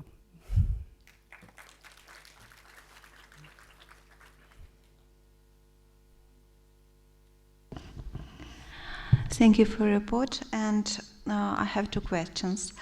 What is the minimal patient's age for sex change in your country? And what is the basis of sex change? Only patient and family desire, or maybe medical consilium, or maybe psychiatric conclusion, or maybe someone else? Okay, thank you But for your we questions. have no such experience. No, okay, thank you. Well, the start of delaying puberty is 12, and the start of the actual cross-sex hormone is allowed from the age of 14. But in general, those are really like the minimal ages which are allowed, which allow us as medical doctors to start the therapy. But we see in practice that the age is still a little higher because, of course, the children really have to go through an extensive period of setting the right diagnosis before any treatment can start. So basically 12 and 14. And the next question, I'm not sure if I understood it right, but you were wondering how we make the diagnosis in the children? Yeah, so basically, what are the criteria for your decision to change your gender of a child? Well, the criteria is firstly based on a DSM-5 criteria of gender dysphoria, so that allows us to set the right diagnosis. And then after this diagnosis has been made by a psychologist or a psychiatrist if necessary, we have a multidisciplinary meeting with also the endocrinologists, the pediatricians, and if needed, other psychologists. And then we all together decide if the patient, if we feel that it's the proper thing to do to start a therapy. And if there's any doubt, then we extend that decision and we say, okay, we will think it through more thoroughly and we will get back to that later. So basically, we are talking about a gender change due to medical causes. Exactly, because after the hormonal changes have been completely fulfilled, then if a surgery is desired by the patient, then this whole procedure will start again. But then, of course, with the plastic surgeons, the gynecologists, urologists, to make a same decision in also a multidisciplinary meeting. Okay. Any more questions from the audience? Congratulations, very interesting work indeed. I would like to ask, which is the usual time period between the suppression of puberty, C0, and the start of the exogenous administration of sex steroids, D0? Which is the time between these 2 points? Well, that differed a little bit between the patients, but the mean of the starting time in male to females is about 1.7 years, and in female to males is about 1.9 years. So there's quite a long time. Okay, I asked this question because time is very important for bone markers. Exactly. They take much time to change, especially the formation markers, P1 and P. It takes 6 months to change, so I asked this. Maybe it was... Yes, but we account for that by taking enough time between the moments. Thank you. Thank you. Okay, Thank you very much for your question. The next one. Is this on? Yes, it's on. We can hear you. First of all, wonderful, really, on so many levels. Personally, I really liked it, your study. The number of patients, the title, and the subject that you referred to, we all know how difficult it is to work with patients like this, and at that age especially. We still don't have the perfect solution for the suppression of therapy. I just wanted to know your opinion on how, on the psychological level, in your experience, they find it very hard. How do you find it, how do your patients go through or find the suppression of puberty until they reach the time to finally get the therapy their brain desires? Thank you for your question. You really nail it, so to speak, because that's a very important issue. I think in our clinic what really is resulting in the patients having faith and they can rely on the therapy they can get is that we have very strict guidance from their psychologist, even though they are still children and adolescents. And we combine it with very frequent visits to the clinic. And I think those two things allow us to provide the best care that's possible. And even Thank still, you. sometimes it's challenging, but that's the best we can do, I guess. Thank you. One more question, Anna, Katya. Thank you very much for a brilliant presentation. I would like to hear about vitamin D. Maybe I missed something. Did all the patients got the vitamin D intake? Have you checked vitamin D levels before starting the treatment? What about that? Thank you. Very good question, thank you. We did collect data on it. I did not analyze it yet because unfortunately we don't have the vitamin D levels at exactly the same time moments as we measure the bone turnover markers. So that makes it a little bit difficult to add those data to exactly this data. But we are collecting them, and in general, it's not all patients receive vitamin D supplementation. They only receive it when we see on the DEXA scan that their BMAD is really low, or when they have a history of being really inside because of the psychological burden of the gender dysphoria, that they don't go outside that much. So then we add the vitamin D, but it's not a standard care procedure. Thank you very much. Right, if there are no more questions from the audience, I would very much like to thank our speaker. Obviously, the Netherlands has the movement to our hearts. Dank je wel. And I would very much like, well, first of all, a round of applause. And well, closing this session, I would like to remind you that there will be some food served now. Very important. And after that, I would like to announce if anybody feels like it, we can still go out a little bit and explore the streets of Moscow, just on a private basis, nothing organized, and maybe even go to have a good time. That's also an option. So for today, it's concluded. Thank you so much for being here. Welcome again to Moscow. Hope you'll enjoy it. See you tomorrow, or see you at dinner first. Oh, and thank you, of course, to my colleague. Thank you for being here, and thank you to our volunteer for helping us with the microphone. Армения так и не появилась.